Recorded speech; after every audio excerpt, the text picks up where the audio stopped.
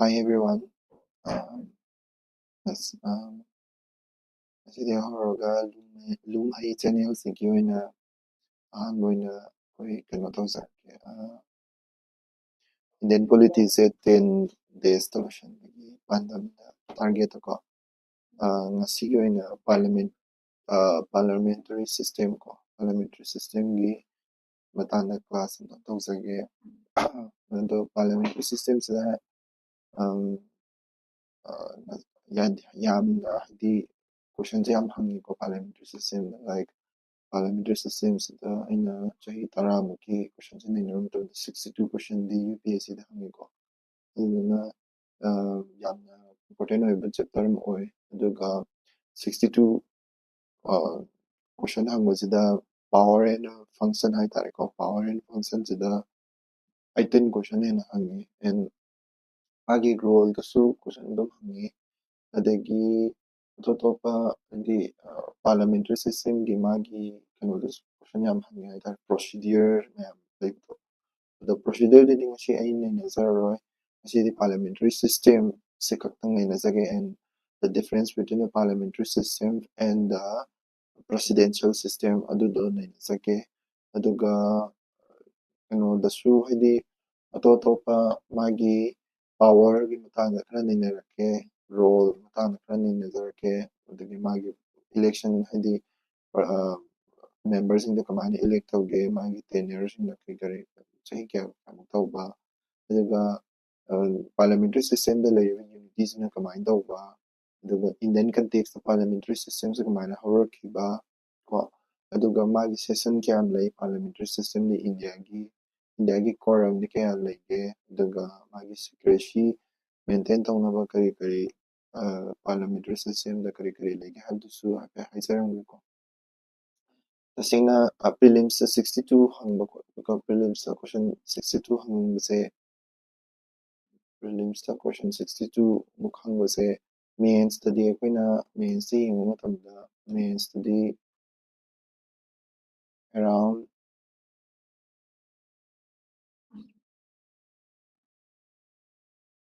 11 question mo hangi ko sahi tara mukshila parliament da ko 11 question ado ay hape haizarake ko question hangi mong hape haizarake question ni nature ko parliament da parliament ko green sina prelims ke halage ko prelims da prelims the prelims ke question tara mo ni nazar matam sida 62 question hangi ado 62 question da power and function ko power and function of parliament se this the 18 question mo hangi ko adagi procedure karikra ID ma kamai tawi koli adugi matangna ni nabuduna 9 question mo hangi adagi lok sabha amadi election ski haiba ina tawnagiba magi election gi matangda ninabasdana 5 question mo hangi ko prelims tani ko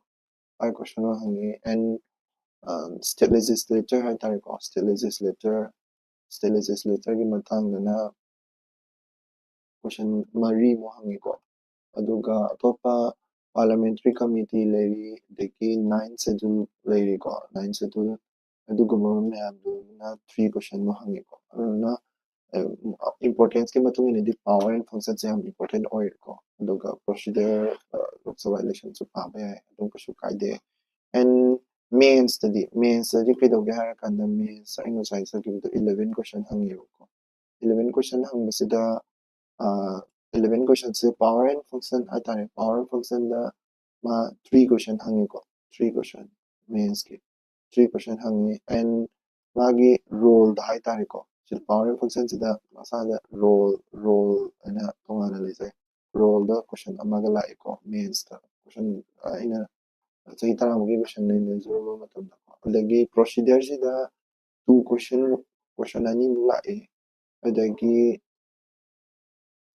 adagi Lok Sabha adagi election karikra sidi laktre but kanoda malai idi Rajya Sabha da ko Rajya Sabha gi question amaga malai ko adagi parliamentary committee se question yam hang ko mains da 3 question mo hangiko aduga adumana habidi mains ki syllabus se yarise akogi structure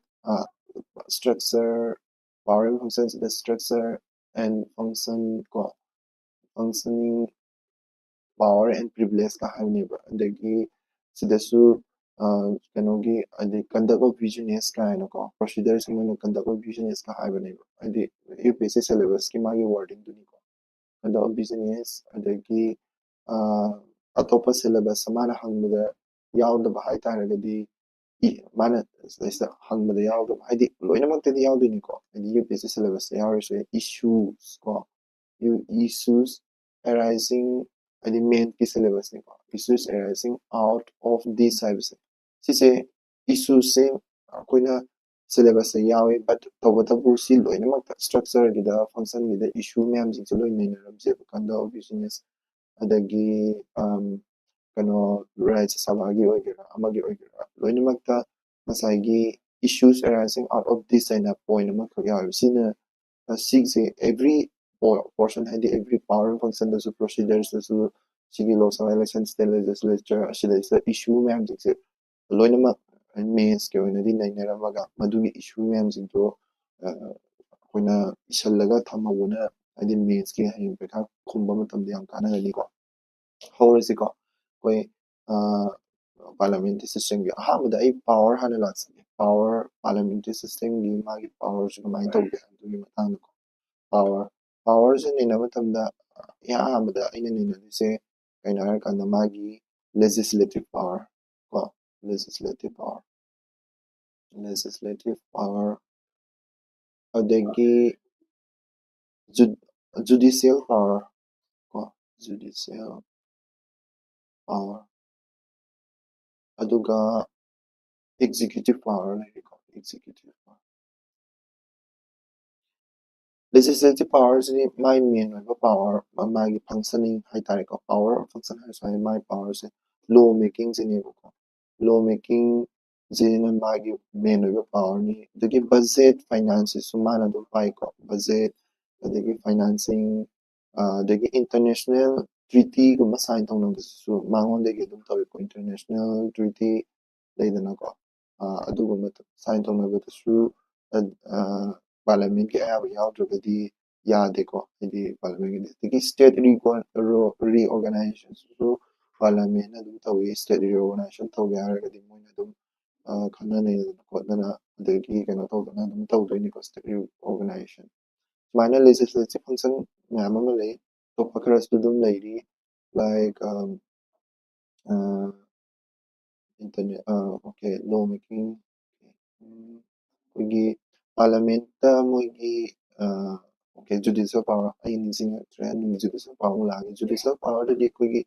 president impeachment ꯇꯧꯕꯁꯦ president impeachment ꯀꯣ impeachment ꯇꯧꯕꯁꯦ ꯃꯥꯒꯤ power ꯑꯣꯏꯕ ꯃꯥꯒꯤ power ꯃꯅꯨꯡꯗ ꯆꯟꯗꯣꯏꯅꯤꯀꯣ ꯑꯗꯒꯤ president impeachment ꯇꯧꯕ and removal of ꯀꯔꯤ ꯑꯇꯣꯞꯄ removal ꯃꯌꯥꯝ ꯑꯃꯁꯨ ꯂꯩꯔꯤ like parliament tawbase ko habedi office pairiba CEC adi chief election commission ko CAG ko controller and auditor general ko adugumba post adugumba removal tawbadasu and removal of just ko removal of just supreme court ki natraga high court ki sorry just ayambase dum high court ki so oidini ko adugumba removal tawba emergency emergency emergency is from the law emergency sorry called legislative power ni ko emergency emergency law to was legislative power and judicial power this layer ko the impeachment of CEC CAG removed of just removed of sigumba judicial power idini ado executive power the yensiko executive power na hena maru oiko executive power executive kangu jinsida executive power sida koigi makal khara lay like kana na pai doino habidu ko koigi nominal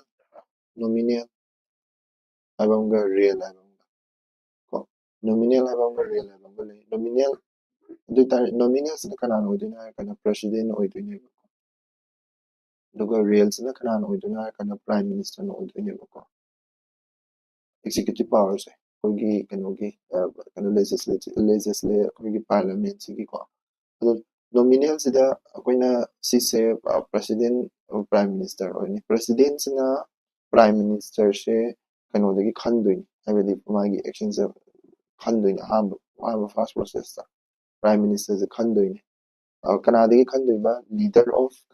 leader of majority party gi magi leader dagi adi parliament to the parliament ki magi lok sabha election tor ko matamda kwaidagi majority oiba party dugi leader do majority party leader do adu dagi prime minister se khandoini ko majority party leader do prime minister se khalani prime minister na amuk president da amuk advice tawdarani ko kari tawdarakani harakanda president da minister khanaba minister ko minister sing se khandoini ko minister sing ko aduduga adigi prime minister na tawba yaba atopa thabak su leiriba prime minister na amuk si ko prime minister na amuk ahum subda tawba yarise mana prime minister na kano tawba yai akoigi lok sabha se dissolve tawba yai adi president hire dissolve lok sabha se dissolve tawba yai ko adugumba power ga su leiba prime minister na executive power se sigisida kano tawraga hadi prime minister president amadi kara minister kangu singsina paiyeba ko prime kano se hadi executive powers aduga moise hadi kamain tawga harakanda masagi president prime minister adagi kano hadi president amasung prime minister ge role se kaidawaragadi executive power se adum hadi apet adum my president gi su leisai prime minister gi su leisai ko adoida yamna hadi distinct oiba point haitaragadi ko sigi dual role haitare dual executive role se sise Indian legislature da yam hadi kano oiba Indian legislature da yam tangna phangba hadi unique oiba characteristic ama kaknei ko dual roles and also this dissolve Lok Sabha dissolve tawba ngamba prime minister na Lok Sabha dissolve tawba ngambase sisu kugi parliamentary system sigi magi unique oiba kano mani features ama kaknei ko nung asagi kano gidasu hadi legislature gi power dasu ama hapsan yari ko executive se legislature control executive control tawba dasu sinai ko executive control tawba and I am ninjinge sida judicial power da ngasai ministersing removal tawba yai remove or kogi prosecution tawba haitare ko prosecution of member prosecute tawba yai ko moigi members in the criminal act or taragadi kogi moigi judicial kano manungda hadi magi tenure manungda ko mana thabak da puringai manungda kaigomba prosecute kano criminal act or taragadi koina member do moi parliament adum prosecution tawda adum yai ko aduni sidaista magi executive kano hadi power hadi legislative judicial and executive powers lore ko adida atopa power kara sung leiri power da kogi power sharing haitare power sharing power sharing power sharing sida kogi power sharing se parliament makhan ma'am amda power sharing tawre like kogi parliament ko parliament da kogi power sharing se tawbe yai ma'am kamain tawge harakanda parliament da accountability and responsibility haibadi accountability and responsibility kamain tawge do yengsiko accountability and responsibility explain tawzarake sida legislature kangu haitare ko legislature kangu se koina kogi parliament se gi legislature kangu se koina sida leirena kalase parliament ko aduga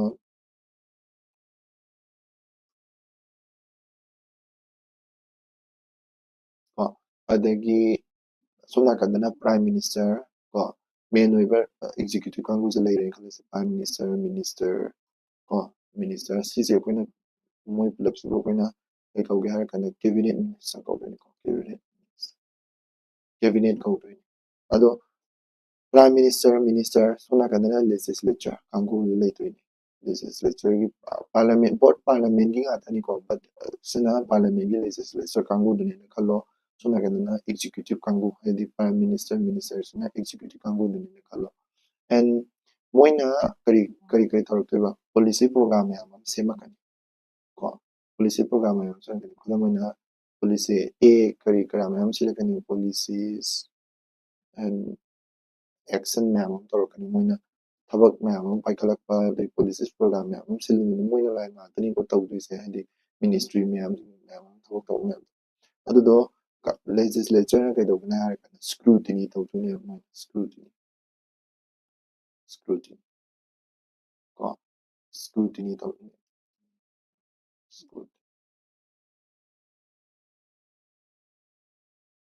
ꯀꯣ ꯁ꯭ꯀ꯭ꯔꯨꯇꯤꯅꯤ ꯇꯧꯕꯁꯤꯅꯦꯕ ꯉꯁꯥꯏꯒꯤ accountability and responsibility ꯍꯥꯏꯕꯗꯤ prime minister ꯑꯃꯁꯨꯡ ꯃꯤꯅꯤꯁꯇꯔꯁꯤꯡꯁꯦ accountable ꯑꯣꯏꯍꯜꯂꯤꯅꯤ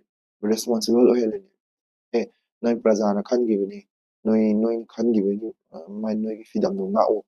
ꯉꯥꯛꯇꯕ ꯌꯥꯔꯣꯏ ꯑꯩꯈꯣꯏꯅ ꯁ꯭ꯀ꯭ꯔꯨꯇꯤꯅꯤ ꯇꯧꯅꯤꯅ ꯂꯦꯖꯤꯁꯂꯦꯆꯔ ꯀꯥꯡꯕꯨꯁꯤꯡꯁꯤꯅ ꯁ꯭ꯀ꯭ꯔꯨꯇꯤꯅꯤ ꯇꯧꯗꯣꯏꯅꯦ ꯑꯗꯒꯤ ꯀꯩꯅꯣ ꯍꯥꯏꯗꯤ ꯃꯣꯏꯅ ꯁ꯭ꯀ꯭ꯔꯨꯇꯤꯅꯤ ꯇꯧꯔꯒ ꯃꯣꯏꯅ ꯌꯥꯅꯤꯡꯉꯤ ꯌꯥꯅꯤꯡꯗꯦꯁꯦ ꯃꯣꯏꯅ ꯑꯗꯨꯝ ꯍꯥꯏꯗꯣꯏꯅꯦꯕ ꯑꯗꯨꯗꯨꯅꯦꯕ ꯑꯦꯀꯥꯎꯟꯇꯦꯕꯤꯂꯤꯇꯤ ꯑꯦꯟ ꯔꯦꯁꯄꯣꯟꯁꯤꯕꯤꯂꯤꯇꯤ ꯍꯥꯏꯁꯦ ꯆꯞ ꯃꯥꯟꯅꯅ ꯁꯤꯒꯤ ꯂꯦꯖꯤꯁꯂꯦꯆꯔ ꯑꯃꯁꯨꯡ ꯄꯥꯔꯂꯤꯌꯥꯃꯦꯟ ꯂꯦꯖꯤꯁꯂꯦꯆꯔ ꯑꯃꯁꯨꯡ ꯄꯥꯔꯂꯤꯌꯥꯃꯦꯟꯁꯤꯅꯁꯨ ꯑꯩꯈꯣꯏꯒꯤ ꯆꯞ ꯃꯥꯟꯅꯅ ꯀꯩꯅꯣꯁꯦ ꯄ꯭ꯔꯥꯏꯝ ꯃꯤꯅꯤꯁꯇꯔ ꯃꯤꯅꯤꯁꯇꯔꯁꯦ ꯁ꯭ꯀ꯭ꯔꯨꯇꯤꯅꯤ ꯇꯧꯔꯀꯥꯟꯗ ꯑꯦꯀꯥꯎꯟꯇꯦꯕꯜ ꯑꯣꯏꯔꯝꯗ꯭ꯔꯦ ꯍꯥꯏꯇꯥꯔꯒꯗꯤ ꯃꯣꯏꯁꯦ ꯑꯩꯈꯣꯏꯒꯤ ꯚꯣꯠ ꯑꯣꯐ ꯀꯟꯐꯤꯗꯦꯟꯁ ꯂꯧꯔꯒ ꯅꯣ ꯀꯟꯐꯤꯗꯦꯟꯁ ꯃꯣꯁꯟ ꯊꯥꯡꯒꯠꯂꯒꯀꯣ ꯅꯣ ꯀꯟꯐꯤꯗꯦꯟꯁ ꯃꯣꯁꯟ ꯊꯥꯡꯒꯠꯂꯒ ꯅꯣꯏꯁꯦ ꯑꯦꯛꯁꯟ ꯇꯧꯔꯒꯦ ꯅꯣ ꯀꯟꯐꯤꯗꯦꯟꯁ ꯃꯣꯁꯟ ꯊꯥꯡꯒꯠꯂꯒ ꯄ꯭ꯔꯥꯏꯝ ꯃꯤꯅꯤꯁꯇꯔ ꯃꯤꯅꯤꯁꯇꯔꯁꯤꯅ ꯅꯣ ꯀꯟꯐꯤꯗꯦꯟꯁ ꯃꯣꯁꯟ ꯊꯥꯡꯒꯠꯂꯒ ꯉꯁꯥꯏꯒꯤ ꯃꯣꯏꯁꯦ ꯔꯤꯃꯨꯚ ꯇꯧꯕ ꯌꯥꯏ ꯄ꯭ꯔꯥꯏꯝ ꯃꯤꯅꯤꯁꯇꯔ ꯃꯤꯅꯤꯁꯇꯔ ꯃꯌꯥꯝꯁꯤꯡꯁꯦ ꯔꯤꯃꯨꯚ ꯂꯣꯏ ꯇꯧꯕ ꯌꯥꯏ ꯅꯣ ꯀꯟꯐꯤꯗꯦꯟꯁ ꯃꯣꯁꯟ ꯊꯥꯡꯒꯠꯂꯒ ꯑꯗꯨꯗꯨꯅ ꯑꯦꯀꯥꯎꯟꯇꯦꯕꯜ ꯔꯦꯁꯄꯣꯟꯁꯤꯕꯜ ꯑꯣꯏꯅꯕ ꯃꯣꯏꯁꯦ ꯍꯥꯏꯗꯤ ꯁ꯭ꯀ꯭ꯔꯨꯇꯤꯅꯤ ꯇꯧꯔꯒ ꯅꯣ ꯀꯟꯐꯤꯗꯦꯟꯁ ꯀꯔꯤꯒꯨꯝꯕ ꯐꯖꯅ ꯑꯦꯀꯥꯎꯟꯇꯦꯕꯜ ꯑꯣꯏꯔꯝꯗ ꯇꯥꯔꯕ ꯔꯦꯁꯄꯣꯟꯁꯤꯕꯜ ꯑꯣꯏꯔꯝꯗ ꯇꯥꯔꯒꯗꯤ ꯑꯗꯨꯝ ꯉꯁꯥꯏꯒꯤ ꯂꯦꯖꯤꯁꯂꯦꯆꯔ ꯍꯧꯖꯤꯛꯀꯤ ꯄꯥꯔꯂꯤꯌꯥꯃꯦꯟ ꯀꯥꯡꯕꯨꯁꯤꯡꯁꯤꯅ ꯃꯣꯏꯁꯤꯡꯁꯦ ꯍꯥꯏꯗꯤ ꯀꯨꯞꯁꯦꯟ ꯁꯦꯟꯅꯔꯒ ꯊꯝꯕꯗꯣ ꯁ꯭ꯀ꯭ꯔꯨꯇꯤꯅꯤ ꯇꯧꯕ ꯍꯥꯏꯁꯦ ꯀꯃꯥꯏꯅ ꯇꯧꯒꯅꯤ ꯍꯥꯏꯔꯒꯅ ꯁ꯭ꯀ꯭ꯔꯨꯇꯤꯅꯤꯁꯦ ꯁꯨꯃꯥꯏꯅ ꯇꯧꯕ ꯌꯥꯏꯀꯣ ꯁ꯭ꯀ꯭ꯔꯨꯇꯤꯅꯤ ꯀꯣ ꯁ꯭ꯀ꯭ꯔꯨꯇꯤꯅꯤꯁꯦ ꯁꯨꯃꯥꯏꯅ ꯇꯧꯕ ꯌꯥꯏ ꯍꯥꯏꯗꯤ ꯑꯃꯅ ꯀꯩꯅꯣꯗ ꯇꯧ ꯑꯩꯈꯣꯏꯒꯤ ꯀꯣꯏꯁꯟ ꯑꯋꯥꯔ ꯀꯥꯏꯅ ꯂꯩꯗꯅꯀꯣ ꯄꯥꯔꯂꯤꯌꯥꯃꯦꯟꯇ ꯀꯣꯏꯁꯟ ꯑꯋꯥꯔ ꯀꯣ ꯀꯣꯏꯁꯟ ꯑꯋꯥꯔ ꯀꯣꯏꯁꯟꯅꯤꯡ ꯑꯋꯥꯔ ꯀꯣꯏꯁꯟꯒ ꯍꯪꯅꯗꯅ ꯈꯣꯠꯇꯅ ꯇꯧꯋꯤꯗꯅꯀꯣ ꯗꯤꯁꯀꯁꯟ ꯃꯌꯥꯝ ꯑꯃꯁꯨ ꯇꯧꯅꯩ ꯀꯣ ꯗꯤꯁꯀꯁꯟ ꯃꯌꯥꯝ ꯑꯃ ꯇꯧꯋꯤ ꯑꯗꯒꯤ ꯍꯧꯖꯤꯛꯀꯤ ꯍꯥꯏꯔꯤꯕ ꯅꯣ ꯀꯟꯐꯤꯗꯦꯟꯁ ꯃꯣꯁꯟꯁꯤꯁꯨ ꯑꯃꯅꯤꯀꯣ ꯅꯣ ꯀꯟꯐꯤꯗꯦꯟꯁ ꯃꯣꯁꯟ ꯀꯣ ꯖꯤꯔꯣ ꯑꯋꯥꯔꯒꯁꯨ ꯂꯩꯀꯣ ꯖꯤꯔꯣ ꯑꯋꯥꯔ ꯑꯗꯒꯤ ꯀꯣꯏꯁꯟꯁꯦ ꯍꯪꯅꯕꯒꯤ ꯃꯇꯝ ꯃꯌꯥꯝ ꯑꯃ ꯄꯤꯌꯨ ꯗꯤꯁꯀꯁꯟ ꯃꯌꯥꯝ ꯑꯃ ꯄꯤꯌꯨ ꯑꯗꯒꯤ ꯕꯖꯦꯠ ꯁꯦꯁꯟꯗꯅ ꯕꯖꯦꯠ ꯗꯤꯁꯀꯁꯟ ꯀꯩꯀꯥ ꯌꯥꯝ ꯇꯧꯅꯩꯗꯅꯀꯣ ꯑꯗꯨꯒꯨꯝꯕꯗꯨꯅꯤꯀꯣ ꯁ꯭ꯀ꯭ꯔꯨꯇꯤꯅꯤ ꯍꯥꯏꯁꯦ ꯑꯗꯨꯗꯨꯅ ꯑꯩꯈꯣꯏꯅ ꯁꯤꯗꯩ ꯈꯪ ꯌꯥꯔꯤꯁꯦ ꯍꯥꯏꯗꯤ ꯉꯁꯥꯏꯒꯤ ꯑꯦꯀꯥꯎꯟꯇꯦꯕꯤꯂꯤꯇꯤ ꯑꯦꯟ ꯔꯦꯁꯄꯣꯟꯁꯤꯕꯤꯂꯤꯇꯤꯗꯣ ꯑꯗꯨꯗꯨꯅꯦꯕꯀꯣ ꯑꯗꯨꯗꯨꯅꯦ ꯃꯔꯨꯁꯦ ꯑꯦꯟ ꯉꯁꯥꯏꯒꯤ ꯁꯤꯁꯦ ꯂꯧꯊꯣꯛꯀꯦꯀꯣ ꯉꯁꯥꯏꯒꯤ ꯑꯩꯈꯣꯏꯒꯤ ꯁꯤꯁꯤꯅ ꯄꯥꯔꯂꯤꯌꯥꯃꯦꯟꯠꯀꯤ ꯑꯦꯀꯥꯎꯟꯇꯦꯕꯤꯂꯤꯇꯤ ꯑꯦꯟ ꯔꯦꯁꯄꯣꯟꯁꯤꯕꯤꯂꯤꯇꯤꯗꯨ ꯂꯩꯔꯦꯀꯣ ꯑꯗꯨꯒ ꯑꯇꯣꯞꯄ ꯍꯥꯏꯗꯤ ꯃꯥꯒꯤ ꯄꯥꯋꯔ ꯁꯦꯌꯔꯤꯡꯁꯤꯗ ꯑꯇꯣꯞꯄꯗ ꯀꯔꯤꯗ ꯂꯩꯒꯦ ꯍꯥꯏ ꯀꯥꯟꯗ ꯃꯤꯅꯤꯁꯇꯔꯒꯤ ꯃꯔꯛꯇ ꯄꯥꯋꯔ ꯁꯦꯌꯔꯤꯡꯁꯦ ꯂꯩ ꯍꯥꯏꯕꯗꯤ ꯃꯤꯅꯤꯁꯇꯔ ꯀꯣ ꯃꯤꯅꯤꯁꯇꯔꯁꯤꯡꯒꯤ ꯃꯔꯛꯇ ꯃꯤꯅꯤꯁꯇꯔꯁ ꯀꯣ ꯃꯤꯅꯤꯁꯇꯔꯒꯤ ꯃꯔꯛꯁꯤꯗ ꯍꯥꯏꯗꯤ ꯃꯤꯅꯤꯁꯇꯔ ꯃꯔꯛꯁꯤꯗ ꯑꯩꯈꯣꯏꯒꯤ ꯔꯤꯄ꯭ꯔꯖꯦꯟꯇꯦꯁꯟꯁꯤ ꯑꯩꯈꯣꯏꯒꯤ ꯋꯥꯏꯠ ꯑꯣꯏꯅ ꯔꯤꯄ꯭ꯔꯖꯦꯟꯇꯦꯁꯟ ꯇꯧꯅꯕ ꯋꯥꯏꯗꯔ ꯔꯤꯄ꯭ꯔꯖꯦꯟꯇꯦꯁꯟ ꯇꯧꯍꯟꯅꯕ ꯃꯑꯣꯡꯗ ꯍꯥꯏꯗꯤ ꯄꯥꯔꯂꯤꯌꯥꯃꯦꯟꯇꯔꯤ ꯁꯤꯁꯇꯦꯝꯁꯦ ꯁꯥꯏꯌꯦꯕ ꯀꯃꯥꯏꯅ ꯁꯥꯏ ꯄꯥꯔꯂꯤꯌꯥꯃꯦꯟꯇꯔꯤ ꯁꯤꯁꯇꯦꯝꯗ ꯑꯩꯈꯣꯏꯒꯤ ꯃꯐꯝ ꯍꯥꯏꯗꯤ ꯔꯥꯖ꯭ꯌ ꯁꯚꯥꯗꯁꯨ ꯅꯣꯃꯤꯅꯦꯇꯦꯠ ꯃꯦꯝꯕꯔꯁ ꯂꯩ ꯑꯗꯒꯤ ꯑꯩꯈꯣꯏꯒꯤ ꯃꯐꯝꯗꯒꯤ ꯏꯂꯦꯛꯇꯦꯠ ꯇꯧꯔꯛꯄ ꯃꯦꯝꯕꯔꯁꯤꯡꯁꯨ ꯂꯩ ꯑꯗꯒꯤ ꯂꯣꯛ ꯁꯚꯥꯗꯁꯨ ꯃꯥꯏ ꯀꯟꯁꯇꯤꯇ꯭ꯌꯨꯟꯁꯤ ꯀꯟꯇ꯭ꯔꯤ ꯀꯩꯅꯣꯗꯤ ꯄꯣꯄꯨꯂꯦꯁꯟ ꯋꯥꯏꯁꯇꯨꯒꯤ ꯃꯇꯨꯡ ꯏꯟꯅ ꯃꯥꯒꯤ ꯀꯟꯁꯇꯤꯇ꯭ꯌꯨꯟꯁꯤ ꯁꯥꯔꯒ ꯃꯗꯨꯗ ꯏꯂꯦꯛꯇꯦꯠ ꯇꯧꯔꯛꯄ ꯃꯦꯝꯕꯔꯁꯤꯡ ꯃꯌꯥꯝ ꯑꯃꯅ ꯑꯗꯨꯝ ꯍꯥꯏꯗꯤ ꯃꯐꯝ ꯀꯌꯥꯗꯒꯤ ꯑꯗꯨꯝ ꯂꯥꯛꯏꯗꯅꯀꯣ ꯑꯗꯨꯅ ꯋꯥꯏꯗꯔ ꯔꯤꯄ꯭ꯔꯖꯦꯟꯇꯦꯁꯟ ꯂꯩꯌꯦꯕꯀꯣ ꯃꯤꯅꯤꯁꯇꯔꯁꯤꯡꯁꯦ ꯍꯥꯏꯗꯤ ꯅꯣꯔꯠ ꯏꯁꯇꯒꯤ ꯑꯃꯁꯨ ꯌꯥꯎꯍꯟꯒꯅꯤ ꯃꯤꯅꯤꯁꯇꯔ ꯃꯔꯛꯁꯤꯗ ꯑꯗꯒꯤ ꯁꯥꯎꯠꯇꯒꯤ ꯑꯃꯁꯨ ꯑꯗꯒꯤ ꯅꯣꯔꯠꯇꯒꯤ ꯑꯃꯁꯨ ꯃꯐꯝ ꯃꯐꯝ ꯍꯥꯏꯗꯤ ꯃꯥꯏ ꯍꯩꯖꯕ ꯀꯥꯡꯕꯨꯗꯨꯒꯤꯀꯣ ꯈꯪꯕ ꯑꯗꯒꯤ ꯗꯦꯁꯄꯣꯇꯤꯖꯝꯁꯨ ꯍꯥꯏꯗꯤ ꯑꯁꯤꯁꯤꯅ ꯀꯔꯤ ꯀꯥꯟꯅꯒꯦ ꯃꯤꯅꯤꯁꯇꯔꯁꯤꯡꯁꯦ ꯋꯥꯏꯗꯔ ꯔꯤꯄ꯭ꯔꯖꯦꯟꯇꯦꯁꯟ ꯂꯩꯍꯟꯕꯁꯤꯅ ꯗꯦꯁꯄꯣꯇꯤꯖꯝ ꯄ꯭ꯔꯤꯚꯦꯟ ꯀꯣ ꯄ꯭ꯔꯤꯚꯦꯟ ꯗꯦꯁꯄꯣꯇꯤꯖꯝ ꯍꯥꯏꯕꯗꯤ ꯗꯦꯁꯄꯣꯇꯤꯖꯝ ꯍꯥꯏꯕꯗꯤ ꯋꯥꯟ ꯃꯦꯟ ꯑꯥꯔꯃꯤꯗꯨꯅꯤꯀꯣ ꯃꯤ ꯑꯃꯈꯛ ꯍꯥꯏꯗꯤ ꯀꯟꯇ꯭ꯔꯣꯜ ꯂꯣꯏ ꯇꯧꯕꯗꯣ ꯑꯗꯨꯗꯣ ꯇꯧꯍꯟꯗꯦꯕ ꯀꯣ ꯑꯗꯨꯅ ꯃꯤꯅꯤꯁꯇꯔꯒꯤ ꯍꯥꯏꯗꯤ ꯃꯤꯅꯤꯁꯇꯔꯁꯤꯡꯁꯦ ꯗꯥꯏꯚꯔꯁ ꯌꯥꯝ ꯑꯣꯏꯍꯟꯕꯁꯤꯅ ꯃꯗꯨꯗꯨꯅ ꯀꯥꯟꯅꯍꯜꯂꯤꯅꯦꯕ ꯑꯗꯒꯤ ꯑꯃꯨꯛ ꯑꯦꯛꯖꯤꯀ꯭ꯌꯨꯇꯤꯚꯀ ꯑꯦꯛꯖꯤꯀ꯭ꯌꯨꯇꯤꯚ ꯀꯣ ꯑꯦꯛꯖꯤꯀ꯭ꯌꯨꯇꯤꯚ ꯑꯦꯟ ꯀꯔꯤ ꯂꯦꯖꯤꯁꯂꯦꯆꯔ ꯀꯥꯡꯕꯨꯁꯤꯡꯁꯦ ꯉꯁꯥꯏ ꯀꯩꯗꯧꯒꯦ ꯍꯥꯏꯔꯀꯥꯟꯗ ꯑꯦꯀꯥꯎꯟꯇꯦꯕꯜ ꯑꯦꯟ ꯔꯦꯁꯄꯣꯟꯁꯤꯕꯜ ꯑꯣꯏꯍꯟꯈꯤꯗꯅꯀꯣ ꯑꯦꯀꯥꯎꯟꯇꯦꯕꯜ ꯁꯤꯁꯤꯗ ꯑꯦꯀꯥꯎꯟꯇꯦꯕꯤꯂꯤꯇꯤ ꯑꯃ ꯂꯩꯍꯟꯈꯤꯗꯅ ꯍꯥꯏꯕꯗꯤ ꯑꯦꯛꯖꯤꯀ꯭ꯌꯨꯇꯤꯚ ꯑꯦꯀꯥꯎꯟꯇꯦꯕꯤꯂꯤꯇꯤ ꯔꯦꯁꯄꯣꯟꯁꯤꯕꯤꯂꯤꯇꯤ ꯂꯩꯍꯟꯈꯤꯗꯅꯀꯣ ꯑꯗꯨꯒꯤ ꯑꯦꯀꯥꯎꯟꯇꯦꯕꯤꯂꯤꯇꯤꯅ ꯀꯩꯗꯧꯒꯦ ꯍꯥꯏꯔꯀꯥꯟꯗ ꯃꯕꯥꯅꯤꯁꯦ ꯍꯥꯔꯃꯣꯅꯤ ꯍꯥꯏꯗꯤ ꯃꯕꯥꯅꯤꯁꯦ ꯅꯨꯡꯁꯤꯅꯅ ꯍꯥꯏꯗꯤ ꯆꯥꯟꯅꯅ ꯂꯩꯇꯕ ꯌꯥꯔꯣꯏ ꯍꯥꯔꯃꯣꯅꯤ ꯑꯃꯗ ꯄꯔꯐꯦꯛ ꯍꯥꯔꯃꯣꯅꯤ ꯑꯃꯗ ꯂꯩꯍꯜꯂꯦ ꯍꯥꯏꯗꯤ ꯈꯠꯅ ꯆꯩꯅꯕ ꯇꯧꯗꯦꯕ ꯃꯁꯤꯁꯦ ꯌꯨꯅꯤꯛ ꯐꯤꯆꯔꯁ ꯑꯣꯏꯗꯣꯏꯅꯤꯀꯣ ꯁꯤꯁꯨ ꯍꯥꯏꯕꯗꯤ ꯀꯩꯅꯣꯗ ꯑꯩꯈꯣꯏꯒꯤ presidential form of ꯍꯥꯏꯗꯤ presidential system of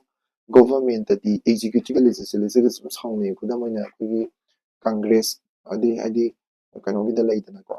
USAꯒꯤ ꯄ꯭ꯔꯁꯤꯗꯦꯟꯒ ꯀꯪꯒ꯭ꯔꯦꯁꯀ ꯈꯠꯅꯗꯅ ꯈꯣꯠꯇꯅ ꯑꯗꯨꯝ ꯂꯩꯗꯅꯀꯣ USA ꯄ꯭ꯔꯁꯤꯗꯦꯟꯅ ꯚꯦꯇꯣ ꯇꯧꯗꯅ ꯈꯣꯠꯇꯅ ꯑꯗꯨꯝ ꯇꯧ ꯍꯥꯏꯕꯗꯤ ꯁ꯭ꯇꯦꯠ ꯀꯩꯅꯣ ꯑꯦꯛꯖꯤꯀ꯭ꯌꯨꯇꯤꯚꯀ ꯂꯦꯖꯤꯁꯂꯦꯆꯔꯒꯁꯦ USAꯒꯤ ꯄ꯭ꯔꯁꯤꯗꯦꯟꯁꯤꯌꯦꯜ ꯐꯣꯔꯝ ꯑꯣꯐ ꯒꯣꯚꯔꯟꯃꯦꯟꯗꯗꯤ ꯑꯗꯨꯝ ꯈꯟꯅꯔꯒ ꯑꯗꯨꯝ ꯂꯩꯕꯅꯤ ꯑꯗꯨꯗꯣ ꯁꯤꯁꯤꯅ ꯍꯥꯏꯗꯤ ꯑꯩꯈꯣꯏ ꯏꯟꯗꯤꯌꯥꯒꯤ ꯁꯤꯁꯇꯦꯝꯗꯗꯤ ꯂꯩꯇ꯭ꯔꯤꯁꯦ ꯀꯩꯒꯤꯅꯣ ꯍꯥꯏꯗꯤ ꯑꯦꯀꯥꯎꯟꯇꯦꯕꯤꯂꯤꯇꯤꯁꯦ ꯂꯩꯍꯜꯂꯦꯕ ꯍꯥꯏꯕꯗꯤ ꯑꯃꯒꯁꯦ ꯑꯦꯛꯖꯤꯀ꯭ꯌꯨꯇꯤꯚꯀ ꯂꯦꯖꯤꯁꯂꯦꯆꯔꯒꯤꯁꯦ ꯑꯦꯀꯥꯎꯟꯇꯦꯕꯤꯂꯤꯇꯤꯅ ꯔꯦꯁꯄꯣꯟꯁꯤꯕꯤꯂꯤꯇꯤꯁꯦ ꯂꯩꯍꯜꯂꯕꯅꯤꯅ ꯉꯁꯥꯏꯒꯤ ꯃꯕꯥꯅꯤꯁꯦ ꯅꯨꯡꯁꯤꯅꯅ ꯂꯩꯃꯤꯟꯅꯩꯕꯀꯣ ꯑꯗꯒꯤ ꯄꯥꯋꯔ ꯁꯦꯔꯤꯡꯁꯦ ꯑꯣꯄꯣꯖꯤꯁꯟꯗꯁꯨ ꯄꯥꯋꯔ ꯁꯦꯔꯤꯡꯁꯦ ꯈꯔ ꯄꯤꯀꯣ ꯑꯣꯄꯣꯖꯤꯁꯟꯗꯁꯨ ꯈꯨꯗꯝ ꯑꯣꯏꯅ ꯑꯩꯈꯣꯏꯒꯤ ꯒꯣꯚꯔꯟꯃꯦꯟꯁꯦ ꯁꯥꯕ ꯃꯇꯝꯗ ꯑꯩꯈꯣꯏꯒꯤ ꯑꯦꯕꯁꯣꯂꯨꯠ ꯃꯦꯖꯣꯔꯤꯇꯤꯁꯦ ꯐꯪꯕ ꯇꯥꯔꯒꯗꯤ ꯀꯣalition ꯒꯣꯚꯔꯟꯃꯦꯟ ꯁꯦꯝꯗꯣꯏꯅꯤꯗ